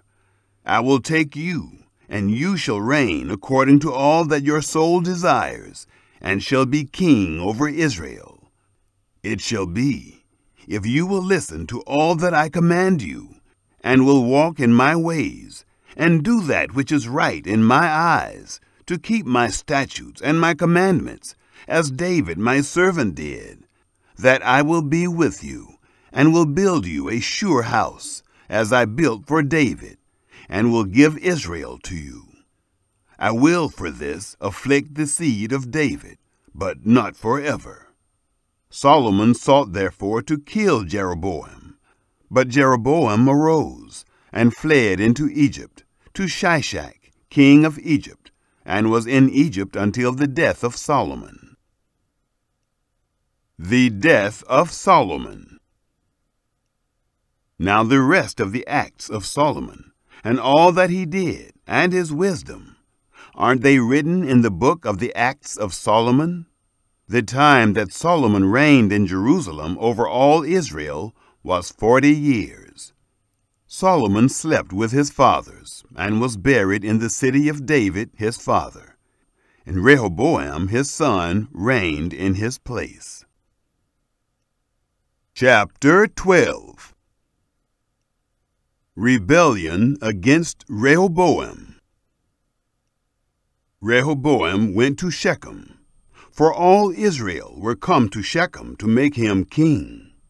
It happened, when Jeroboam the son of Nebat heard of it, for he was yet in Egypt, where he had fled from the presence of King Solomon, and Jeroboam lived in Egypt, and they sent and called him, that Jeroboam and all the assembly of Israel came, and spoke to Rehoboam, saying, Your father made our yoke grievous. Now therefore, make you the grievous service of your father, and his heavy yoke which he put on us lighter, and we will serve you. He said to them, Depart for 3 days, then come back to me. The people departed. King Rehoboam took counsel with the old men, who had stood before Solomon his father, while he yet lived, saying, What counsel do you give me to return answer to this people? They spoke to him, saying, If you will be a servant to this people this day, and will serve them, and answer them, and speak good words to them, then they will be your servants forever. But he forsook the counsel of the old men which they had given him, and took counsel with the young men who had grown up with him, who stood before him.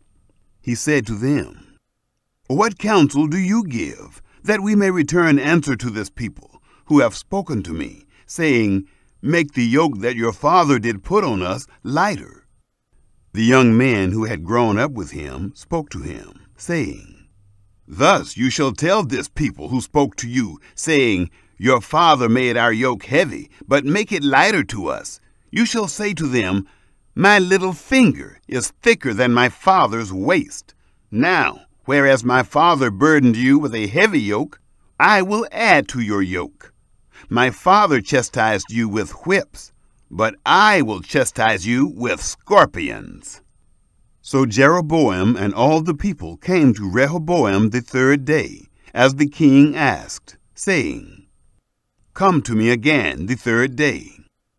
The king answered the people roughly, and forsook the counsel of the old men which they had given him, and spoke to them according to the counsel of the young men, saying, My father made your yoke heavy, but I will add to your yoke.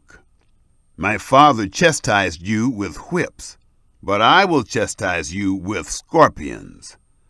So the king didn't listen to the people, for it was a thing brought about of Yahweh, that he might establish his word, which Yahweh spoke by Ahijah the Shilonite to Jeroboam the son of Nebat. The kingdom divided. When all Israel saw that the king didn't listen to them, the people answered the king, saying, "What portion have we in David? Neither do we have an inheritance in the son of Jesse. To your tents, Israel! Now see to your own house, David." So Israel departed to their tents. But as for the children of Israel who lived in the cities of Judah, Rehoboam reigned over them. Then King Rehoboam sent Adoram, who was over the men subject to forced labor. And all Israel stoned him to death with stones. King Rehoboam made speed to get him up to his chariot to flee to Jerusalem. So Israel rebelled against the house of David to this day. Shemaiah's prophecy. It happened, when all Israel heard that Jeroboam was returned, that they sent and called him to the congregation, and made him king over all Israel. There was none who followed the house of David, but the tribe of Judah only. When Rehoboam was come to Jerusalem, he assembled all the house of Judah and the tribe of Benjamin, 180,000 chosen men who were warriors, to fight against the house of Israel, to bring the kingdom again to Rehoboam, the son of Solomon. But the word of God came to Shemaiah, the man of God, saying, "Speak to Rehoboam, the son of Solomon, king of Judah, and to all the house of Judah and Benjamin, and to the rest of the people, saying, Thus says Yahweh, You shall not go up, nor fight against your brothers, the children of Israel. Everyone return to his house, for this thing is of me." So they listened to the word of Yahweh, and returned, and went their way, according to the word of Yahweh. Jeroboam's idolatry. Then Jeroboam built Shechem in the hill country of Ephraim, and lived in it. And he went out from there, and built Penuel. Jeroboam said in his heart, "Now the kingdom will return to the house of David. If this people goes up to offer sacrifices in the house of Yahweh at Jerusalem, then the heart of this people will turn again to their Lord, even to Rehoboam, king of Judah, and they will kill me, and return to Rehoboam, king of Judah." Whereupon the king took counsel, and made 2 calves of gold. And he said to them, "It is too much for you to go up to Jerusalem. Look and see your gods, Israel, which brought you up out of the land of Egypt." He set the one in Bethel, and the other put he in Dan. This thing became a sin, for the people went to worship before the one, even to Dan. He made houses of high places, and made priests from among all the people, who were not of the sons of Levi. Jeroboam ordained a feast in the 8th month, on the 15th day of the month, like the feast that is in Judah. And he went up to the altar, so did he in Bethel, sacrificing to the calves that he had made. And he placed in Bethel the priests of the high places that he had made. He went up to the altar which he had made in Bethel on the 15th day in the 8th month, even in the month which he had devised of his own heart. And he ordained a feast for the children of Israel, and went up to the altar to burn. Chapter 13. Jeroboam's hand withers. Behold, there came a man of God out of Judah by the word of Yahweh to Bethel, And Jeroboam was standing by the altar to burn incense. He cried against the altar by the word of Yahweh, and said, Altar, altar, thus says Yahweh, Behold, a son shall be born to the house of David, Josiah by name. On you he shall sacrifice the priests of the high places, who burn incense on you, and they will burn men's bones on you. He gave a sign the same day, saying, This is the sign which Yahweh has spoken. Behold, the altar will be split apart, and the ashes that are on it will be poured out. It happened, when the king heard the saying of the man of God, which he cried against the altar in Bethel, that Jeroboam put out his hand from the altar, saying, Seize him! His hand, which he put out against him, dried up, so that he could not draw it back again to himself. The altar also was split apart, and the ashes poured out from the altar, according to the sign which the man of God had given by the word of Yahweh. The king answered the man of God, Now entreat the favor of Yahweh your God, and pray for me, that my hand may be restored me again. The man of God entreated Yahweh, and the king's hand was restored him again, and became as it was before. The king said to the man of God, Come home with me, and refresh yourself, and I will give you a reward.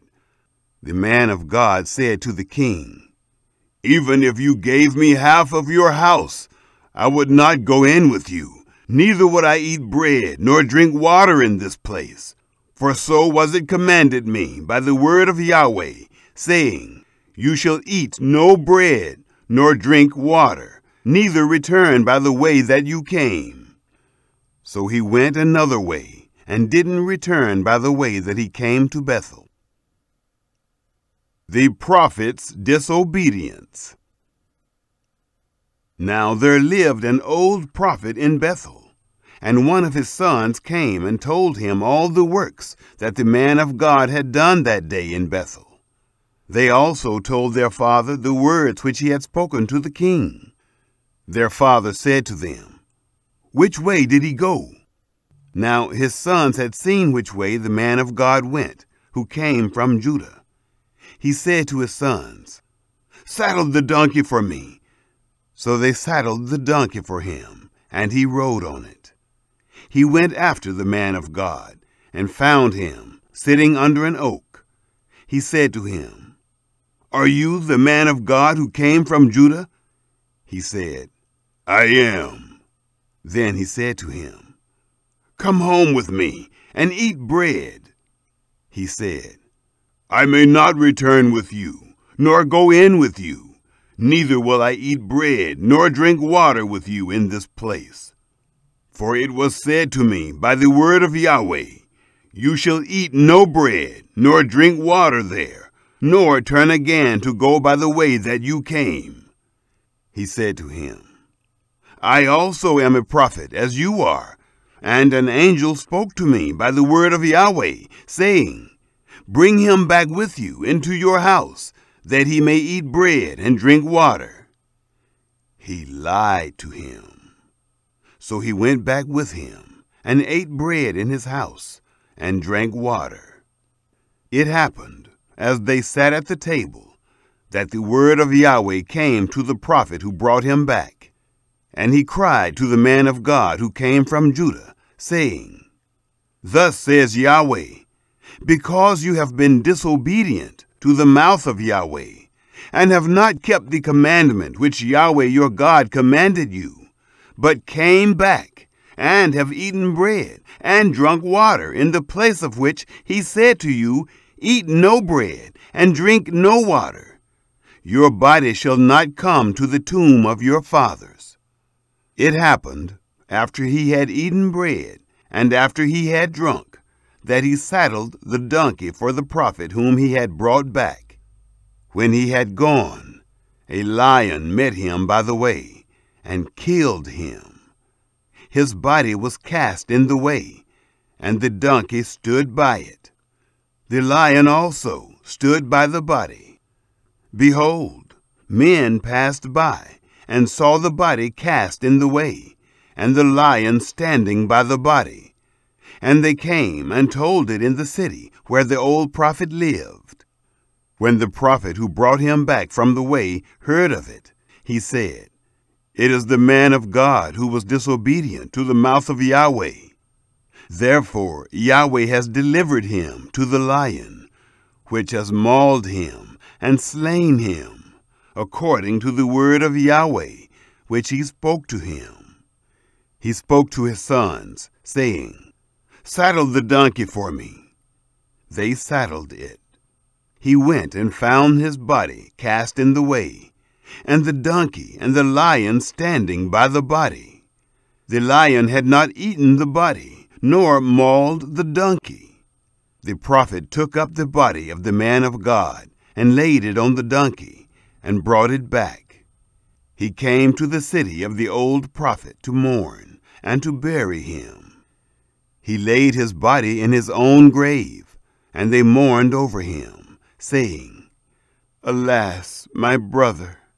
It happened, after he had buried him, that he spoke to his sons, saying, "When I am dead, then bury me in the tomb in which the man of God is buried. Lay my bones beside his bones. For the saying which he cried by the word of Yahweh against the altar in Bethel, and against all the houses of the high places which are in the cities of Samaria, will surely happen." After this thing, Jeroboam didn't return from his evil way, but again made priests of the high places from among all the people. Whoever wanted to, he consecrated him, that there might be priests of the high places. This thing became sin to the house of Jeroboam, even to cut it off, and to destroy it from off the surface of the earth. Chapter 14. Ahijah's prophecy against Jeroboam. At that time, Abijah, the son of Jeroboam, fell sick. Jeroboam said to his wife, "Please, get up and disguise yourself, that you won't be recognized as the wife of Jeroboam. Go to Shiloh. Behold, there is Ahijah the prophet, who spoke concerning me that I should be king over this people. Take with you 10 loaves and cakes and a jar of honey, and go to him. He will tell you what will become of the child." Jeroboam's wife did so, and arose, and went to Shiloh, and came to the house of Ahijah. Now Ahijah could not see, for his eyes were set by reason of his age. Yahweh said to Ahijah, "Behold, the wife of Jeroboam comes to inquire of you concerning her son, for he is sick. Thus and thus you shall tell her, for it will be, when she comes in, that she will pretend to be another woman." It was so, when Ahijah heard the sound of her feet, as she came in at the door, that he said, "Come in, you wife of Jeroboam. Why do you pretend to be another? For I am sent to you with heavy news. Go, tell Jeroboam, thus says Yahweh, the God of Israel, because I exalted you from among the people, and made you prince over my people Israel, and tore the kingdom away from the house of David, and gave it to you. And yet you have not been as my servant David, who kept my commandments, and who followed me with all his heart, to do that only which was right in my eyes, but have done evil above all who were before you, and have gone and made you other gods and molten images to provoke me to anger, and have cast me behind your back. Therefore, behold, I will bring evil on the house of Jeroboam, and will cut off from Jeroboam everyone who urinates on a wall, he who is shut up, and he who is left at large in Israel, and will utterly sweep away the house of Jeroboam, as a man sweeps away dung, until it is all gone. He who dies of Jeroboam in the city shall the dogs eat, and he who dies in the field shall the birds of the sky eat. For Yahweh has spoken it. Arise, therefore, and go to your house. When your feet enter the city, the child shall die. All Israel shall mourn for him, and bury him. For he only of Jeroboam shall come to the grave, because in him there is found some good thing toward Yahweh, the God of Israel, in the house of Jeroboam. Moreover, Yahweh will raise him up a king over Israel, who shall cut off the house of Jeroboam. This is day, what? Even now. For Yahweh will strike Israel, as a reed is shaken in the water, and he will root up Israel out of this good land which he gave to their fathers, and will scatter them beyond the river, because they have made their Asherim, provoking Yahweh to anger. He will give Israel up because of the sins of Jeroboam, which he has sinned, and with which he has made Israel to sin. Jeroboam's wife arose and departed, and came to Tirzah. As she came to the threshold of the house, the child died. All Israel buried him, and mourned for him, according to the word of Yahweh, which he spoke by his servant Ahijah the prophet. Nadab succeeds Jeroboam. The rest of the acts of Jeroboam, how he warred, and how he reigned, behold, they are written in the book of the Chronicles of the kings of Israel. The days which Jeroboam reigned were 22 years, and he slept with his fathers, and Nadab his son reigned in his place. Rehoboam's wicked reign in Judah. Rehoboam, the son of Solomon, reigned in Judah. Rehoboam was 41 years old when he began to reign, and he reigned 17 years in Jerusalem, the city which Yahweh had chosen out of all the tribes of Israel to put his name there. And his mother's name was Naamah the Ammonitess. Judah did that which was evil in the sight of Yahweh, and they provoked him to jealousy with their sins which they committed, above all that their fathers had done. For they also built them high places, and pillars, and Asherim, on every high hill, and under every green tree. And there were also Sodomites in the land. They did according to all the abominations of the nations which Yahweh drove out before the children of Israel. Shishak raids Jerusalem. It happened in the 5th year of King Rehoboam that Shishak, king of Egypt, came up against Jerusalem. And he took away the treasures of the house of Yahweh, and the treasures of the king's house. He even took away all, and he took away all the shields of gold which Solomon had made. King Rehoboam made in their place shields of brass, and committed them to the hands of the captains of the guard, who kept the door of the king's house. It was so, that as often as the king went into the house of Yahweh, the guard bore them, and brought them back into the guard room. Now the rest of the acts of Rehoboam, and all that he did, aren't they written in the book of the Chronicles of the kings of Judah? There was war between Rehoboam and Jeroboam continually. Rehoboam slept with his fathers, and was buried with his fathers in the city of David. And his mother's name was Naamah the Ammonitess. Abijam his son reigned in his place. Chapter 15.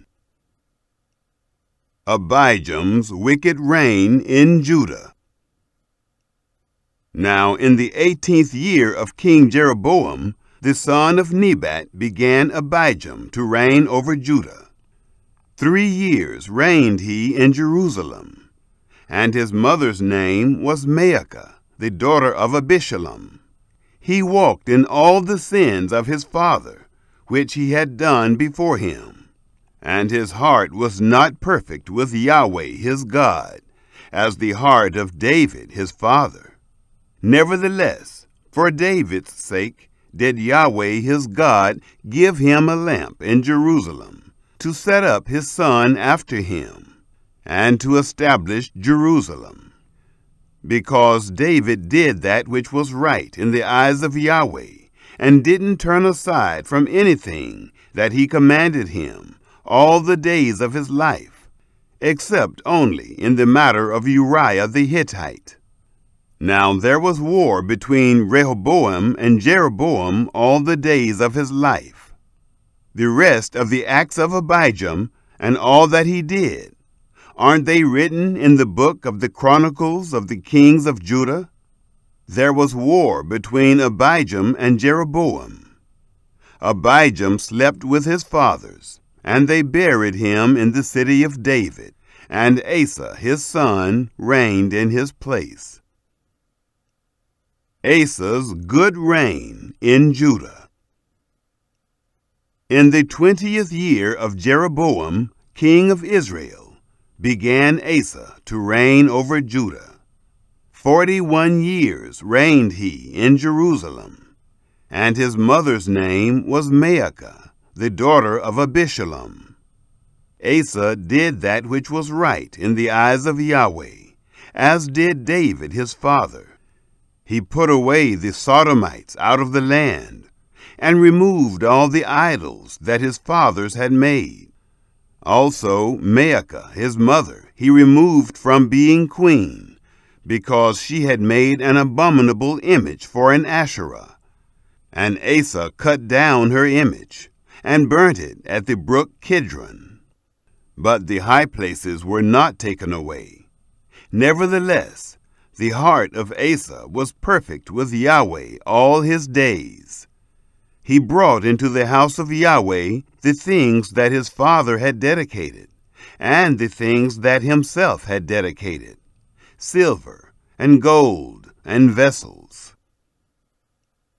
War between Asa and Baasha. There was war between Asa and Baasha, king of Israel, all their days. Baasha, king of Israel, went up against Judah, and built Ramah, that he might not allow anyone to go out or come in to Asa, king of Judah. Then Asa took all the silver and the gold that were left in the treasures of the house of Yahweh, and the treasures of the king's house, and delivered them into the hand of his servants. And King Asa sent them to Ben-Hadad, the son of Tabrimmon, the son of Hezion, king of Syria, who lived at Damascus, saying, "There is a treaty between me and you, between my father and your father.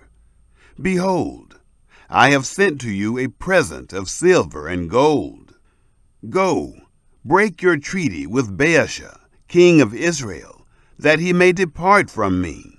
Ben-Hadad listened to King Asa, and sent the captains of his armies against the cities of Israel, and struck Ijon, and Dan, and Abel-Beth-maachah, and all Kinneroth, with all the land of Naphtali. It happened, when Baasha heard of it, that he left off building Ramah, and lived in Tirzah. Then King Asa made a proclamation to all Judah.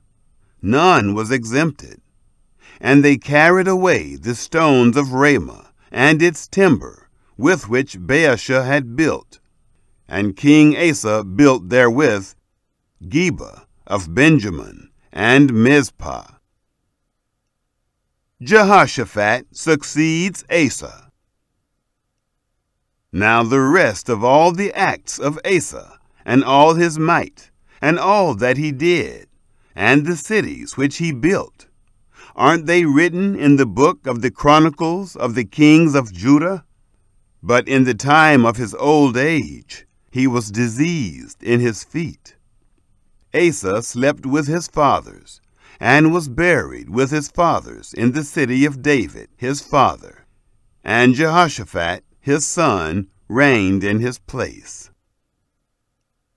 Nadab's wicked reign in Israel.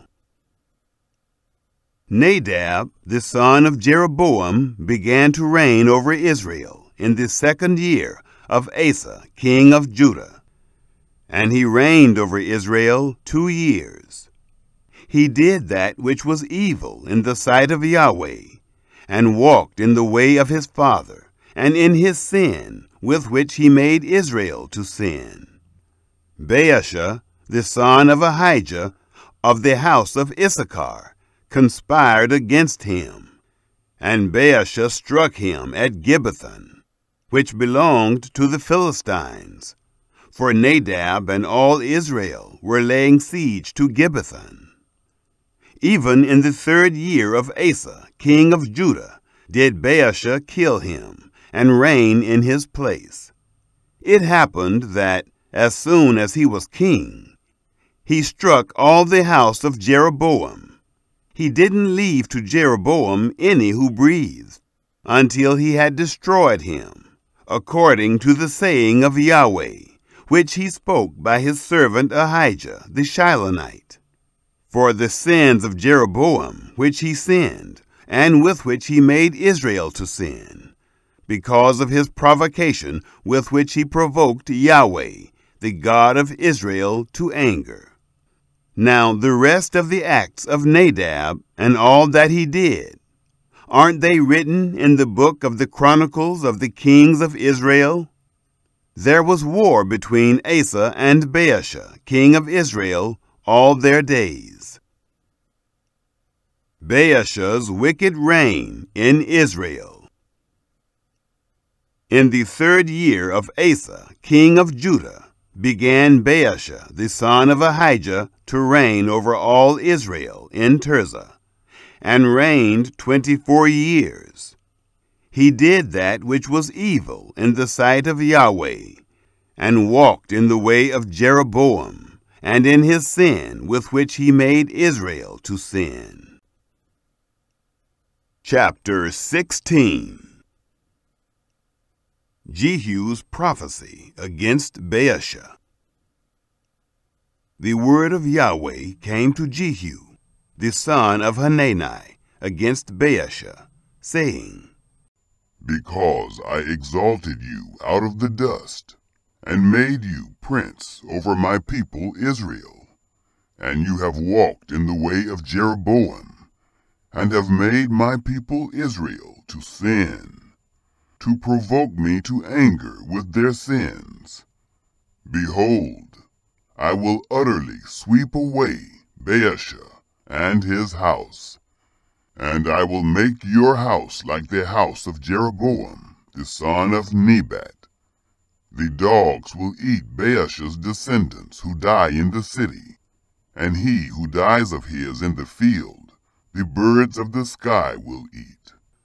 Now the rest of the acts of Baasha, and what he did, and his might, Aren't they written in the book of the Chronicles of the Kings of Israel? Baasha slept with his fathers and was buried in Tirzah. And Elah, his son, reigned in his place.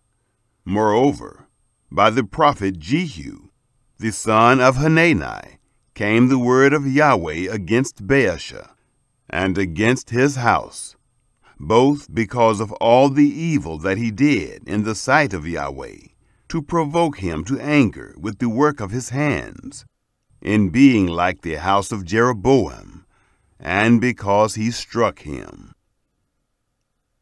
Elah reigns in Israel. In the 26th year of Asa, king of Judah, began Elah, the son of Baasha, to reign over Israel in Tirzah, and reigned 2 years. His servant Zimri, captain of half his chariots, conspired against him. Now he was in Tirzah, drinking himself drunk in the house of Arza, who was over the household in Tirzah. And Zimri went in and struck him, and killed him, in the 27th year of Asa, king of Judah, and reigned in his place. It happened, when he began to reign, as soon as he sat on his throne, that he struck all the house of Baasha. He didn't leave him a single one who urinates on a wall, neither of his relatives, nor of his friends. Thus Zimri destroyed all the house of Baasha, according to the word of Yahweh, which he spoke against Baasha by Jehu the prophet, for all the sins of Baasha, and the sins of Elah his son, which they sinned, and with which they made Israel to sin, to provoke Yahweh, the God of Israel, to anger with their vanities. Now the rest of the acts of Elah, and all that he did, aren't they written in the book of the Chronicles of the Kings of Israel? Zimri reigns in Israel. In the 27th year of Asa, king of Judah, did Zimri reign 7 days in Tirzah. Now the people were encamped against Gibbethon, which belonged to the Philistines. The people who were encamped heard say, Zimri has conspired, and has also struck the king. Therefore all Israel made Omri, the captain of the army, king over Israel that day in the camp. Omri went up from Gibbethon, and all Israel with him, and they besieged Tirzah. It happened, when Zimri saw that the city was taken, that he went into the castle of the king's house, and burnt the king's house over him with fire, and died. For his sins which he sinned in doing that which was evil in the sight of Yahweh, in walking in the way of Jeroboam, and in his sin which he did, to make Israel to sin. Now the rest of the acts of Zimri, and his treason that he did, aren't they written in the book of the Chronicles of the Kings of Israel? Omri reigns in Israel. Then were the people of Israel divided into 2 parts. Half of the people followed Tibni, the son of Ginath, to make him king, and half followed Omri. But the people who followed Omri prevailed against the people who followed Tibni, the son of Ginath. So Tibni died, and Omri reigned. In the 31st year of Asa, king of Judah, began Omri to reign over Israel, and reigned 12 years. 6 years reigned he in Tirzah. He bought the hill Samaria of Shemer for 2 talents of silver, and he built on the hill, and called the name of the city which he built after the name of Shemer, the owner of the hill, Samaria. Omri did that which was evil in the sight of Yahweh, and dealt wickedly above all who were before him. For he walked in all the way of Jeroboam, the son of Nebat, and in his sins, with which he made Israel to sin, to provoke Yahweh, the God of Israel, to anger with their vanities. Now the rest of the acts of Omri which he did, and his might that he showed, aren't they written in the book of the Chronicles of the kings of Israel? So Omri slept with his fathers, and was buried in Samaria. And Ahab his son reigned in his place. Ahab reigns in Israel, marries Jezebel. In the 38th year of Asa, king of Judah, began Ahab, the son of Omri, to reign over Israel. And Ahab, the son of Omri, reigned over Israel in Samaria 22 years. Ahab, the son of Omri, did that which was evil in the sight of Yahweh, above all that were before him. It happened, as if it had been a light thing for him to walk in the sins of Jeroboam, the son of Nebat, that he took as wife Jezebel, the daughter of Ethbaal, king of the Sidonians, and went and served Baal, and worshipped him. He reared up an altar for Baal in the house of Baal, which he had built in Samaria. Ahab made the Asherah, and Ahab did yet more to provoke Yahweh, the God of Israel, to anger than all the kings of Israel who were before him. In his days did Hiel, the Bethelite, build Jericho. He laid its foundation with the loss of Abiram, his firstborn, and set up its gates with the loss of his youngest son, Segub, according to the word of Yahweh, which he spoke by Joshua, the son of Nun. Chapter 17. Ravens feed Elijah. Elijah the Tishbite, who was of the foreigners of Gilead, said to Ahab, As Yahweh, the God of Israel, lives, before whom I stand, there shall not be dew nor rain these years, but according to my word. The word of Yahweh came to him, saying, Go away from here, turn eastward, and hide yourself by the brook Kerith, that is before the Jordan. It shall be that you shall drink of the brook. I have commanded the ravens to feed you there. So he went and did according to the word of Yahweh. For he went and lived by the brook Kerith, that is before the Jordan. The ravens brought him bread and flesh in the morning, and bread and flesh in the evening. And he drank of the brook. It happened after a while that the brook dried up, because there was no rain in the land. The widow of Zarephath. The word of Yahweh came to him, saying, Arise, go to Zarephath, which belongs to Sidon, and stay there. Behold, I have commanded a widow there to sustain you. So he arose and went to Zarephath. And when he came to the gate of the city, behold, a widow was there gathering sticks. And he called to her, and said, Please, get me a little water in a vessel, that I may drink. As she was going to get it, he called to her, and said, Please bring me a morsel of bread in your hand. She said, As Yahweh your God lives, I don't have a cake, but a handful of meal in the jar, and a little oil in the jar. Behold, I'm gathering 2 sticks, that I may go in and bake it for me and my son, that we may eat it and die. Elijah said to her, Don't be afraid. Go and do as you have said, but make me of it a little cake first, and bring it out to me, and afterward make some for you and for your son. For thus says Yahweh, the God of Israel, The jar of meal shall not empty, neither shall the jar of oil fail, until the day that Yahweh sends rain on the earth. She went and did according to the saying of Elijah, and she and he and her house ate many days.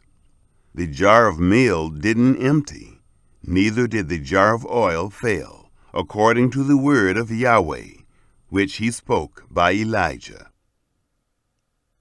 Elijah raises the widow's son. It happened after these things that the son of the woman, the mistress of the house, fell sick, and his sickness was so severe that there was no breath left in him. She said to Elijah, "What have I to do with you, you man of God? You have come to me to bring my sin to memory and to kill my son?" He said to her, "Give me your son." He took him out of her bosom and carried him up into the room where he stayed and laid him on his own bed. He cried to Yahweh and said, "Yahweh, my God, have you also brought evil on the widow with whom I stay by killing her son?" He stretched himself on the child 3 times and cried to Yahweh and said, "Yahweh, my God, please let this child's soul come into him again." Yahweh listened to the voice of Elijah, and the soul of the child came into him again, and he revived. Elijah took the child and brought him down out of the room into the house, and delivered him to his mother. And Elijah said, "Behold, your son lives." The woman said to Elijah, "Now I know that you are a man of God, and that the word of Yahweh in your mouth is truth." Chapter 18. Elijah confronts Ahab. It happened after many days that the word of Yahweh came to Elijah in the 3rd year, saying, "Go, show yourself to Ahab, and I will send rain on the earth."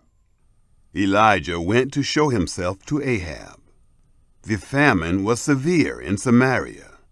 Ahab called Obadiah, who was over the household. Now Obadiah feared Yahweh greatly, for it was so, when Jezebel cut off the prophets of Yahweh, that Obadiah took 100 prophets and hid them by 50 in a cave, and fed them with bread and water. Ahab said to Obadiah, "Go through the land, to all the springs of water, and to all the brooks. Perhaps we may find grass, and save the horses and mules alive, and we not lose all the animals." So they divided the land between them, to pass through it. Ahab went one way by himself, and Obadiah went another way by himself. As Obadiah was in the way, behold, Elijah met him, and he recognized him, and fell on his face, and said, "Is it you, my lord Elijah?" He answered him, "It is I. Go tell your lord, behold, Elijah is here." He said, "Wherein have I sinned, that you would deliver your servant into the hand of Ahab, to kill me? As Yahweh your God lives, there is no nation or kingdom where my Lord has not sent to seek you. When they said, 'He is not here,' he took an oath of the kingdom and nation that they didn't find you. Now you say, 'Go tell your Lord, behold, Elijah is here.' It will happen as soon as I'm gone from you that the Spirit of Yahweh will carry you I don't know where. And so when I come and tell Ahab and he can't find you, he will kill me. But I, your servant, have feared Yahweh from my youth. Wasn't it told, my Lord, what I did when Jezebel killed the prophets of Yahweh? How I hid 100 men of Yahweh's prophets with 50 to a cave, and fed them with bread and water. Now you say, Go tell your Lord, behold, Elijah is here, and he will kill me." Elijah said, "As Yahweh of armies lives, before whom I stand, I will surely show myself to him today." Elijah on Mount Carmel. So Obadiah went to meet Ahab, and told him, and Ahab went to meet Elijah. It happened, when Ahab saw Elijah, that Ahab said to him, "Is that you, you troubler of Israel?" He answered, "I have not troubled Israel, but you and your father's house, in that you have forsaken the commandments of Yahweh, and you have followed the Baals.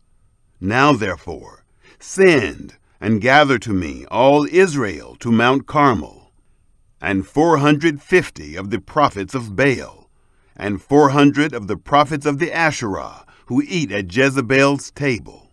So Ahab sent to all the children of Israel, and gathered the prophets together to Mount Carmel. Elijah came near to all the people, and said, "How long will you waver between the two sides? If Yahweh is God, follow him. But if Baal, then follow him." The people answered him not a word. Then Elijah said to the people, "I, even I only, am left a prophet of Yahweh. But Baal's prophets are 450 men. Let them therefore give us 2 bulls, and let them choose 1 bull for themselves, and cut it in pieces, and lay it on the wood, and put no fire under it. And I will dress the other bull, and lay it on the wood, and put no fire under it. You call on the name of your God, and I will call on the name of Yahweh, the God who answers by fire. Let him be God." All the people answered, "It is well said."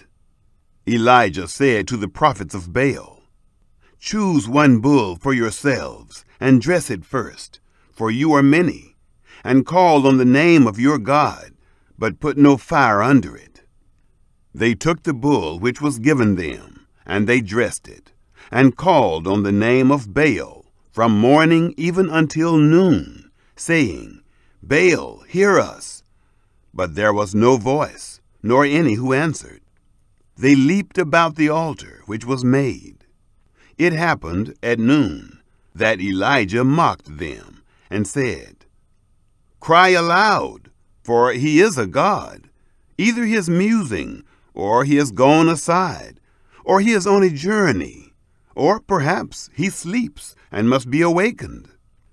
They cried aloud, and cut themselves in their way with knives and lances, until the blood gushed out on them. It was so, when midday was past, that they prophesied until the time of the offering of the oblation. But there was neither voice, nor any to answer, nor any who regarded. Elijah said to all the people, "Come near to me." And all the people came near to him. He repaired the altar of Yahweh that was thrown down. Elijah took 12 stones, according to the number of the tribes of the sons of Jacob, to whom the word of Yahweh came, saying, "Israel shall be your name." With the stones he built an altar in the name of Yahweh. He made a trench around the altar, large enough to contain 2 measures of seed. He put the wood in order, and cut the bull in pieces, and laid it on the wood. He said, "Fill 4 jars with water, and pour it on the burnt offering and on the wood." He said, "Do it a second time." And they did it the second time. He said, "Do it a third time." And they did it the third time. The water ran around the altar, and he also filled the trench with water. Elijah's prayer. It happened at the time of the offering of the oblation that Elijah the prophet came near and said, "Yahweh, the God of Abraham, of Isaac, and of Israel.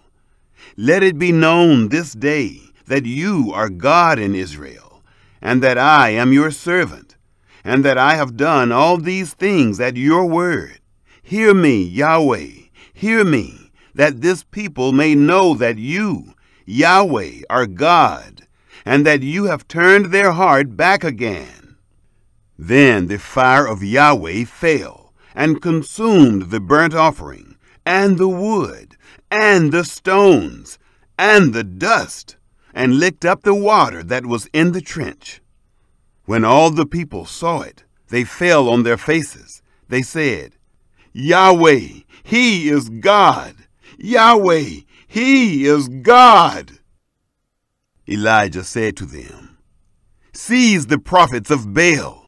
Don't let one of them escape." They seized them. Elijah brought them down to the brook Kishon and killed them there. The Lord sends rain. Elijah said to Ahab, "Get up, eat and drink, for there is the sound of abundance of rain." So Ahab went up to eat and to drink. Elijah went up to the top of Carmel, and he bowed himself down on the earth, and put his face between his knees. He said to his servant, "Go up now, look toward the sea." He went up and looked, and said, "There is nothing." He said, "Go again 7 times. It happened at the 7th time that he said, "Behold, a small cloud, like a man's hand, is rising out of the sea." He said, "Go up, tell Ahab, get ready and go down, so that the rain doesn't stop you." It happened in a little while that the sky grew black with clouds and wind, and there was a great rain. Ahab rode and went to Jezreel. The hand of Yahweh was on Elijah, and he tucked his cloak into his belt and ran before Ahab to the entrance of Jezreel. Chapter 19. Elijah flees Jezebel. Ahab told Jezebel all that Elijah had done, and how he had killed all the prophets with the sword. Then Jezebel sent a messenger to Elijah, saying, "So let the gods do to me, and more also, if I don't make your life as the life of one of them by tomorrow about this time." When he saw that, he arose and went for his life, and came to Beersheba, which belongs to Judah, and left his servant there. But he himself went a day's journey into the wilderness, and came and sat down under a juniper tree. And he requested for himself that he might die, and said, "It is enough. Now, O Yahweh, take away my life, for I am not better than my fathers." He lay down and slept under a juniper tree. And behold, an angel touched him, and said to him, "Arise and eat." He looked, and behold, there was at his head a cake baked on the coals, and a jar of water. He ate and drank, and lay down again. The angel of Yahweh came again the 2nd time, and touched him, and said, "Arise and eat, because the journey is too great for you." He arose, and ate and drank, and went in the strength of that food 40 days and 40 nights to Horeb, the mount of God. The Lord speaks to Elijah at Horeb. He came there to a cave, and lodged there. And behold, the word of Yahweh came to him, and he said to him, "What are you doing here, Elijah?" He said, "I have been very jealous for Yahweh, the God of armies. For the children of Israel have forsaken your covenant, thrown down your altars, and slain your prophets with the sword. I, even I only, am left, and they seek my life to take it away." He said, "Go out and stand on the mountain before Yahweh. Behold, Yahweh passed by, and a great and strong wind tore the mountains, and broke in pieces the rocks before Yahweh. But Yahweh was not in the wind. After the wind, an earthquake. But Yahweh was not in the earthquake. After the earthquake, a fire passed. But Yahweh was not in the fire. And after the fire, a still small voice. It was so, when Elijah heard it, that he wrapped his face in his mantle, and went out, and stood in the entrance of the cave. Behold, a voice came to him, and said, "What are you doing here, Elijah?" He said, "I have been very jealous for Yahweh, the God of armies. For the children of Israel have forsaken your covenant, thrown down your altars, and slain your prophets with the sword. I, even I only, am left, and they seek my life to take it away." Yahweh said to him, "Go, return on your way to the wilderness of Damascus. When you arrive, you shall anoint Hazael to be king over Syria. You shall anoint Jehu, the son of Nimshi, to be king over Israel. And you shall anoint Elisha, the son of Shaphat, of Abel-Meholah, to be prophet in your place. It shall happen that he who escapes from the sword of Hazael, Jehu will kill, and he who escapes from the sword of Jehu, Elisha will kill. Yet will I leave 7,000 in Israel, all the knees which have not bowed to Baal, and every mouth which has not kissed him." The call of Elisha. So he departed there, and found Elisha, the son of Shaphat, who was plowing, with 12 yoke of oxen before him, and he with the 12th. And Elijah passed over to him, and cast his mantle on him. He left the oxen, and ran after Elijah, and said, "Let me please kiss my father and my mother, and then I will follow you." He said to him, "Go back again, for what have I done to you?" He returned from following him, and took the yoke of oxen, and killed them, and boiled their flesh with the instruments of the oxen, and gave to the people, and they ate. Then he arose, and went after Elijah, and served him. Chapter 20. Ahab's wars with Syria.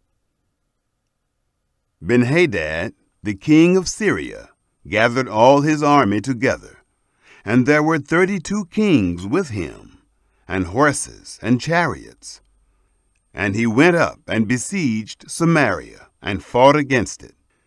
He sent messengers to Ahab, king of Israel, into the city, and said to him, "Thus says Ben-Hadad, your silver and your gold is mine. Your wives also, and your children, even the best, are mine." The king of Israel answered, "It is according to your saying, my lord, O king. I am yours, and all that I have." The messengers came again and said, "Ben-Hadad says, I sent indeed to you, saying, You shall deliver me your silver and your gold, and your wives and your children. But I will send my servants to you tomorrow about this time, and they shall search your house and the houses of your servants, and it shall be that whatever is pleasant in your eyes, they shall put it in their hand, and take it away." Then the king of Israel called all the elders of the land, and said, "Please notice how this man seeks mischief. For he sent to me for my wives, and for my children, and for my silver, and for my gold, and I didn't deny him." All the elders and all the people said to him, Don't listen, neither consent." Therefore he said to the messengers of Benhadad, "Tell my lord the king, all that you sent for to your servant at the first I will do, but this thing I cannot do." The messengers departed and brought him back the message. Benhadad sent to him and said, "The gods do so to me, and more also, if the dust of Samaria shall suffice for handfuls for all the people who follow me." The king of Israel answered, "Tell him, don't let him who puts on his armor brag like he who takes it off." It happened, when Benhadad heard this message, as he was drinking, he and the kings, in the pavilions, that he said to his servants, "Prepare to attack." They prepared to attack the city. Ahab defeats Benhadad. Behold, a prophet came near to Ahab, king of Israel, and said, "Thus says Yahweh, have you seen all this great multitude?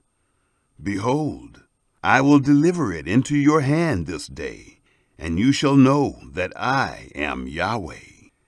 Ahab said, "By whom?" He said, "Thus says Yahweh, by the young men of the princes of the provinces." Then he said, "Who shall begin the battle?" He answered, "You."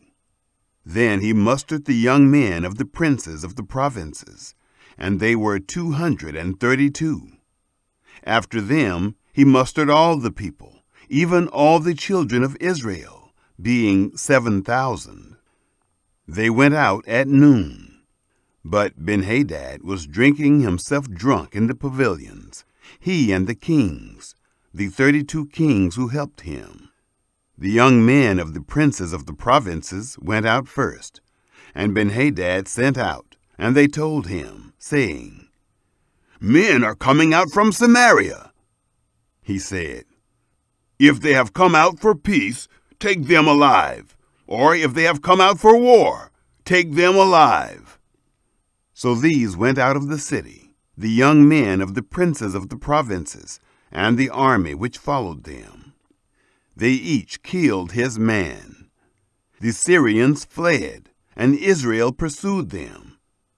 Benhadad, the king of Syria, escaped on a horse with horsemen.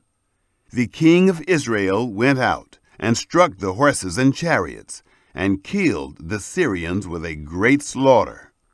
The prophet came near to the king of Israel and said to him, "Go, strengthen yourself, and mark, and see what you do, for at the return of the year the king of Syria will come up against you."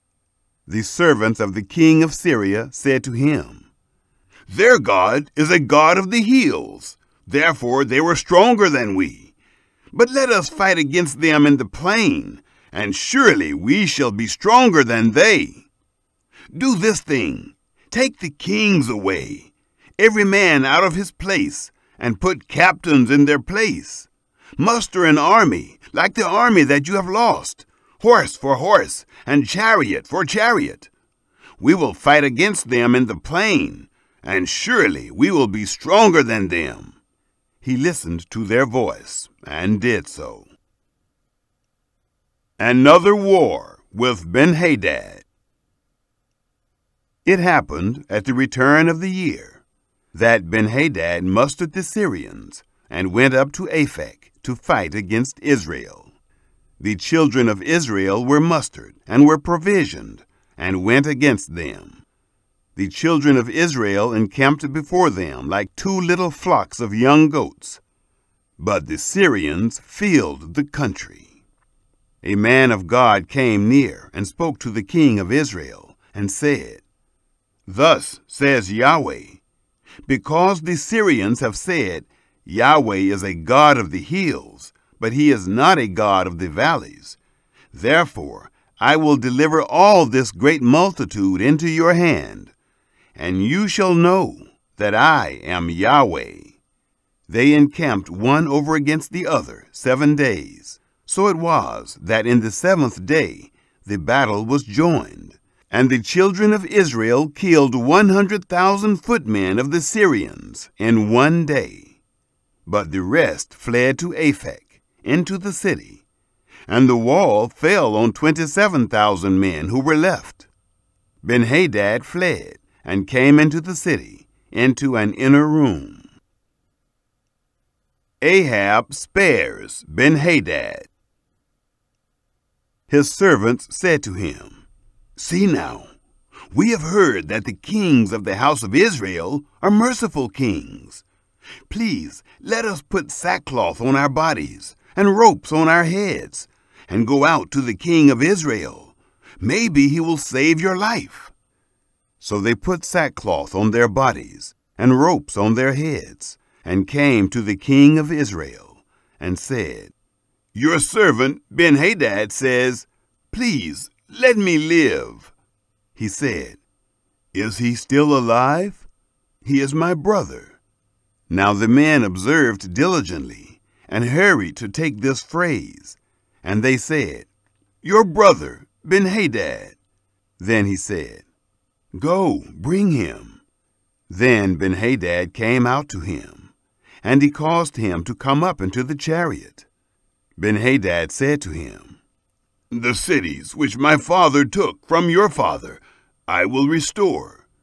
You shall make streets for yourself in Damascus, as my father made in Samaria." "I," said Ahab, "will let you go with this covenant." So he made a covenant with him, and let him go. A prophet reproves Ahab. A certain man of the sons of the prophets said to his fellow by the word of Yahweh, "Please strike me." The man refused to strike him. Then he said to him, "Because you have not obeyed the voice of Yahweh, behold, as soon as you are departed from me, a lion shall kill you." As soon as he was departed from him, a lion found him and killed him.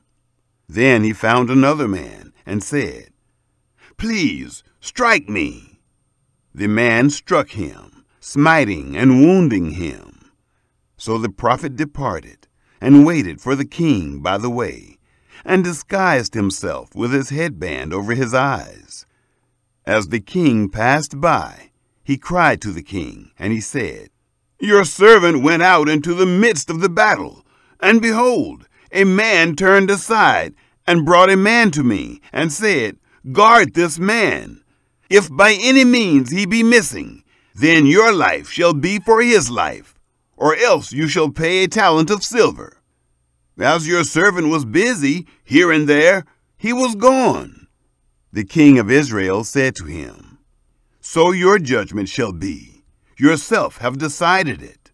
He hurried and took the headband away from his eyes, and the king of Israel recognized that he was of the prophets. He said to him, "Thus says Yahweh, because you have let go out of your hand the man whom I had devoted to destruction, therefore your life shall go for his life, and your people for his people." The king of Israel went to his house, sullen and angry, and came to Samaria. Chapter 21. Ahab covets Naboth's vineyard. It happened after these things that Naboth, the Jezreelite, had a vineyard, which was in Jezreel, hard by the palace of Ahab, king of Samaria. Ahab spoke to Naboth, saying, "Give me your vineyard, that I may have it for a garden of herbs, because it is near to my house, and I will give you for it a better vineyard than it. Or if it seems good to you, I will give you its worth in money." Naboth said to Ahab, "May Yahweh forbid me that I should give the inheritance of my fathers to you." Ahab came into his house sullen and angry because of the word which Naboth the Jezreelite had spoken to him. For he had said, "I will not give you the inheritance of my fathers." He laid himself down on his bed and turned away his face and would eat no bread. But Jezebel, his wife, came to him and said to him, "Why is your spirit so sad that you eat no bread?" He said to her, "Because I spoke to Naboth the Jezreelite, and said to him, 'Give me your vineyard for money, or else, if it pleases you, I will give you another vineyard for it.' He answered, 'I will not give you my vineyard.' Jezebel his wife said to him, 'Do you now govern the kingdom of Israel? Arise and eat bread, and let your heart be merry. I will give you the vineyard of Naboth the Jezreelite.' So she wrote letters in Ahab's name, and sealed them with his seal, and sent the letters to the elders and to the nobles who were in his city, who lived with Naboth. She wrote in the letters, saying, 'Proclaim a fast, and set Naboth on high among the people. Set 2 men, base fellows, before him, and let them testify against him, saying, You cursed God and the king. Then carry him out, and stone him to death.'" Jezebel's plot. The men of his city, even the elders and the nobles who lived in his city, did as Jezebel had sent to them, according as it was written in the letters which she had sent to them. They proclaimed a fast, and set Naboth on high among the people. The 2 men, the base fellows, came in and sat before him. The base fellows testified against him, even against Naboth, in the presence of the people, saying, "Naboth cursed God and the king." Then they carried him out of the city, and stoned him to death with stones. Then they sent to Jezebel, saying, "Naboth has been stoned, and is dead." It happened, when Jezebel heard that Naboth was stoned and was dead, that Jezebel said to Ahab, "Arise, take possession of the vineyard of Naboth the Jezreelite, which he refused to give you for money, for Naboth is not alive, but dead." It happened, when Ahab heard that Naboth was dead, that Ahab rose up to go down to the vineyard of Naboth the Jezreelite, to take possession of it. Elijah denounces Ahab and Jezebel. The word of Yahweh came to Elijah the Tishbite, saying, "Arise, go down to meet Ahab, king of Israel, who dwells in Samaria. Behold, he is in the vineyard of Naboth, where he has gone down to take possession of it. You shall speak to him, saying, Thus says Yahweh, Have you killed and also taken possession? You shall speak to him, saying, Thus says Yahweh, In the place where dogs licked the blood of Naboth, dogs will lick your blood, even yours."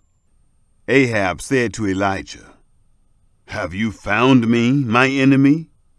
He answered, "I have found you, because you have sold yourself to do that which is evil in the sight of Yahweh. Behold, I will bring evil on you, and will utterly sweep you away, and will cut off from Ahab everyone who urinates against a wall, and him who is shut up, and him who is left at large in Israel. I will make your house like the house of Jeroboam, the son of Nebat, and like the house of Baasha, the son of Ahijah, for the provocation with which you have provoked me to anger, and have made Israel to sin." Yahweh also spoke of Jezebel, saying, "The dogs shall eat Jezebel by the rampart of Jezreel. The dogs will eat he who dies of Ahab in the city, and the birds of the sky will eat he who dies in the field." Ahab's repentance. But there was none like Ahab, who sold himself to do that which was evil in the sight of Yahweh, whom Jezebel his wife stirred up. He did very abominably in following idols, according to all that the Amorites did, whom Yahweh cast out before the children of Israel. It happened, when Ahab heard those words, that he tore his clothes, and put sackcloth on his flesh, and fasted, and lay in sackcloth, and went softly. The word of Yahweh came to Elijah the Tishbite, saying, See how Ahab humbles himself before me? Because he humbles himself before me, I will not bring the evil in his days, but in his son's days will I bring the evil on. Chapter 22. Ahab and the false prophets. They continued 3 years without war between Syria and Israel. It happened in the 3rd year that Jehoshaphat, the king of Judah, came down to the king of Israel. The king of Israel said to his servants, You know that Ramoth-Gilead is ours, and we are still, and don't take it out of the hand of the king of Syria. He said to Jehoshaphat, Will you go with me to battle to Ramoth-Gilead? Jehoshaphat said to the king of Israel, I am as you are, my people as your people, my horses as your horses. Jehoshaphat said to the king of Israel, Please inquire first for the word of Yahweh. Then the king of Israel gathered the prophets together, about 400 men, and said to them, Shall I go against Ramoth-Gilead to battle, or shall I forbear? They said, Go up, for the Lord will deliver it into the hand of the king.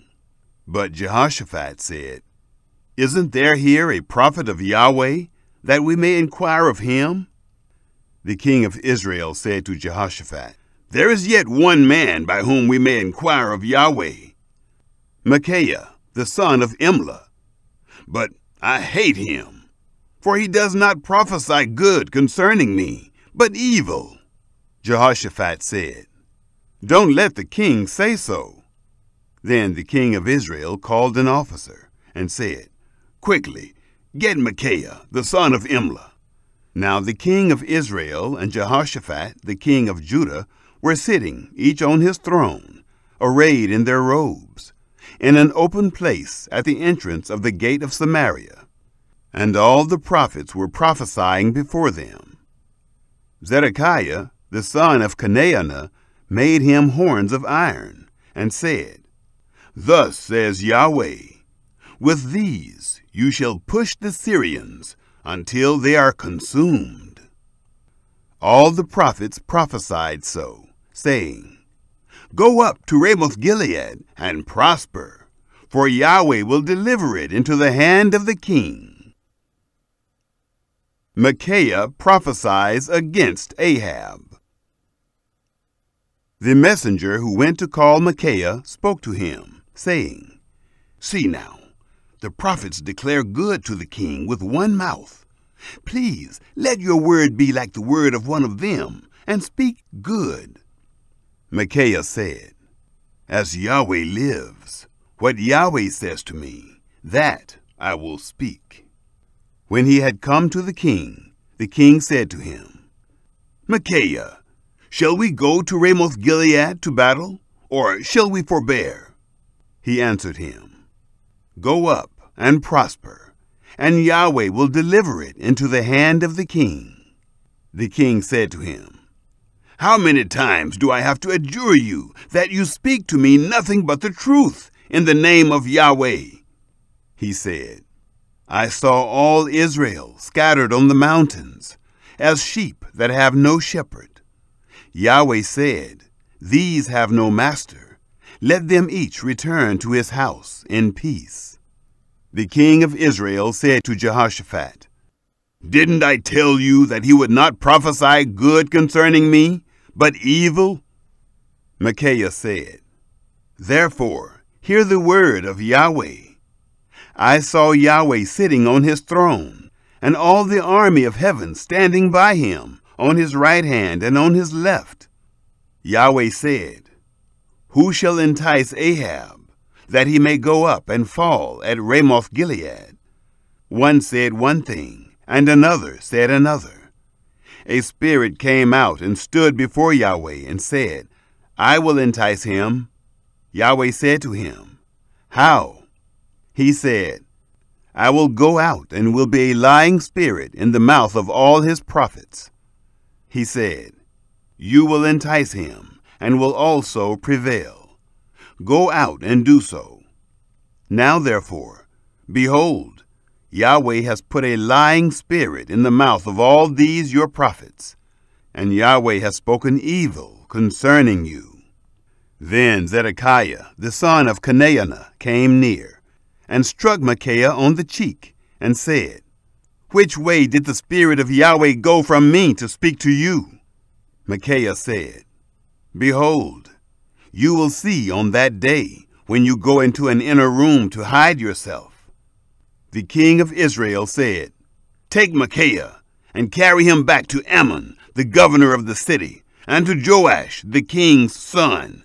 Say, Thus says the king, put this fellow in the prison, and feed him with bread of affliction and with water of affliction, until I come in peace." Micaiah said, "If you return at all in peace, Yahweh has not spoken by me." He said, "Listen, all you people." Ahab killed at Ramoth-Gilead. So the king of Israel and Jehoshaphat, the king of Judah, went up to Ramoth-Gilead. The king of Israel said to Jehoshaphat, "I will disguise myself and go into the battle, but you put on your robes." The king of Israel disguised himself and went into the battle. Now the king of Syria had commanded the 32 captains of his chariots, saying, "Fight neither with small or great, except only with the king of Israel." It happened, when the captains of the chariots saw Jehoshaphat, that they said, "Surely that is the king of Israel." And they turned aside to fight against him. Jehoshaphat cried out. It happened, when the captains of the chariots saw that it was not the king of Israel, that they turned back from pursuing him. A certain man drew his bow at random, and struck the king of Israel between the joints of the armor. Therefore he said to the driver of his chariot, "Turn your hand, and carry me out of the battle, for I am severely wounded." The battle increased that day. The king was propped up in his chariot, facing the Syrians, and died at evening.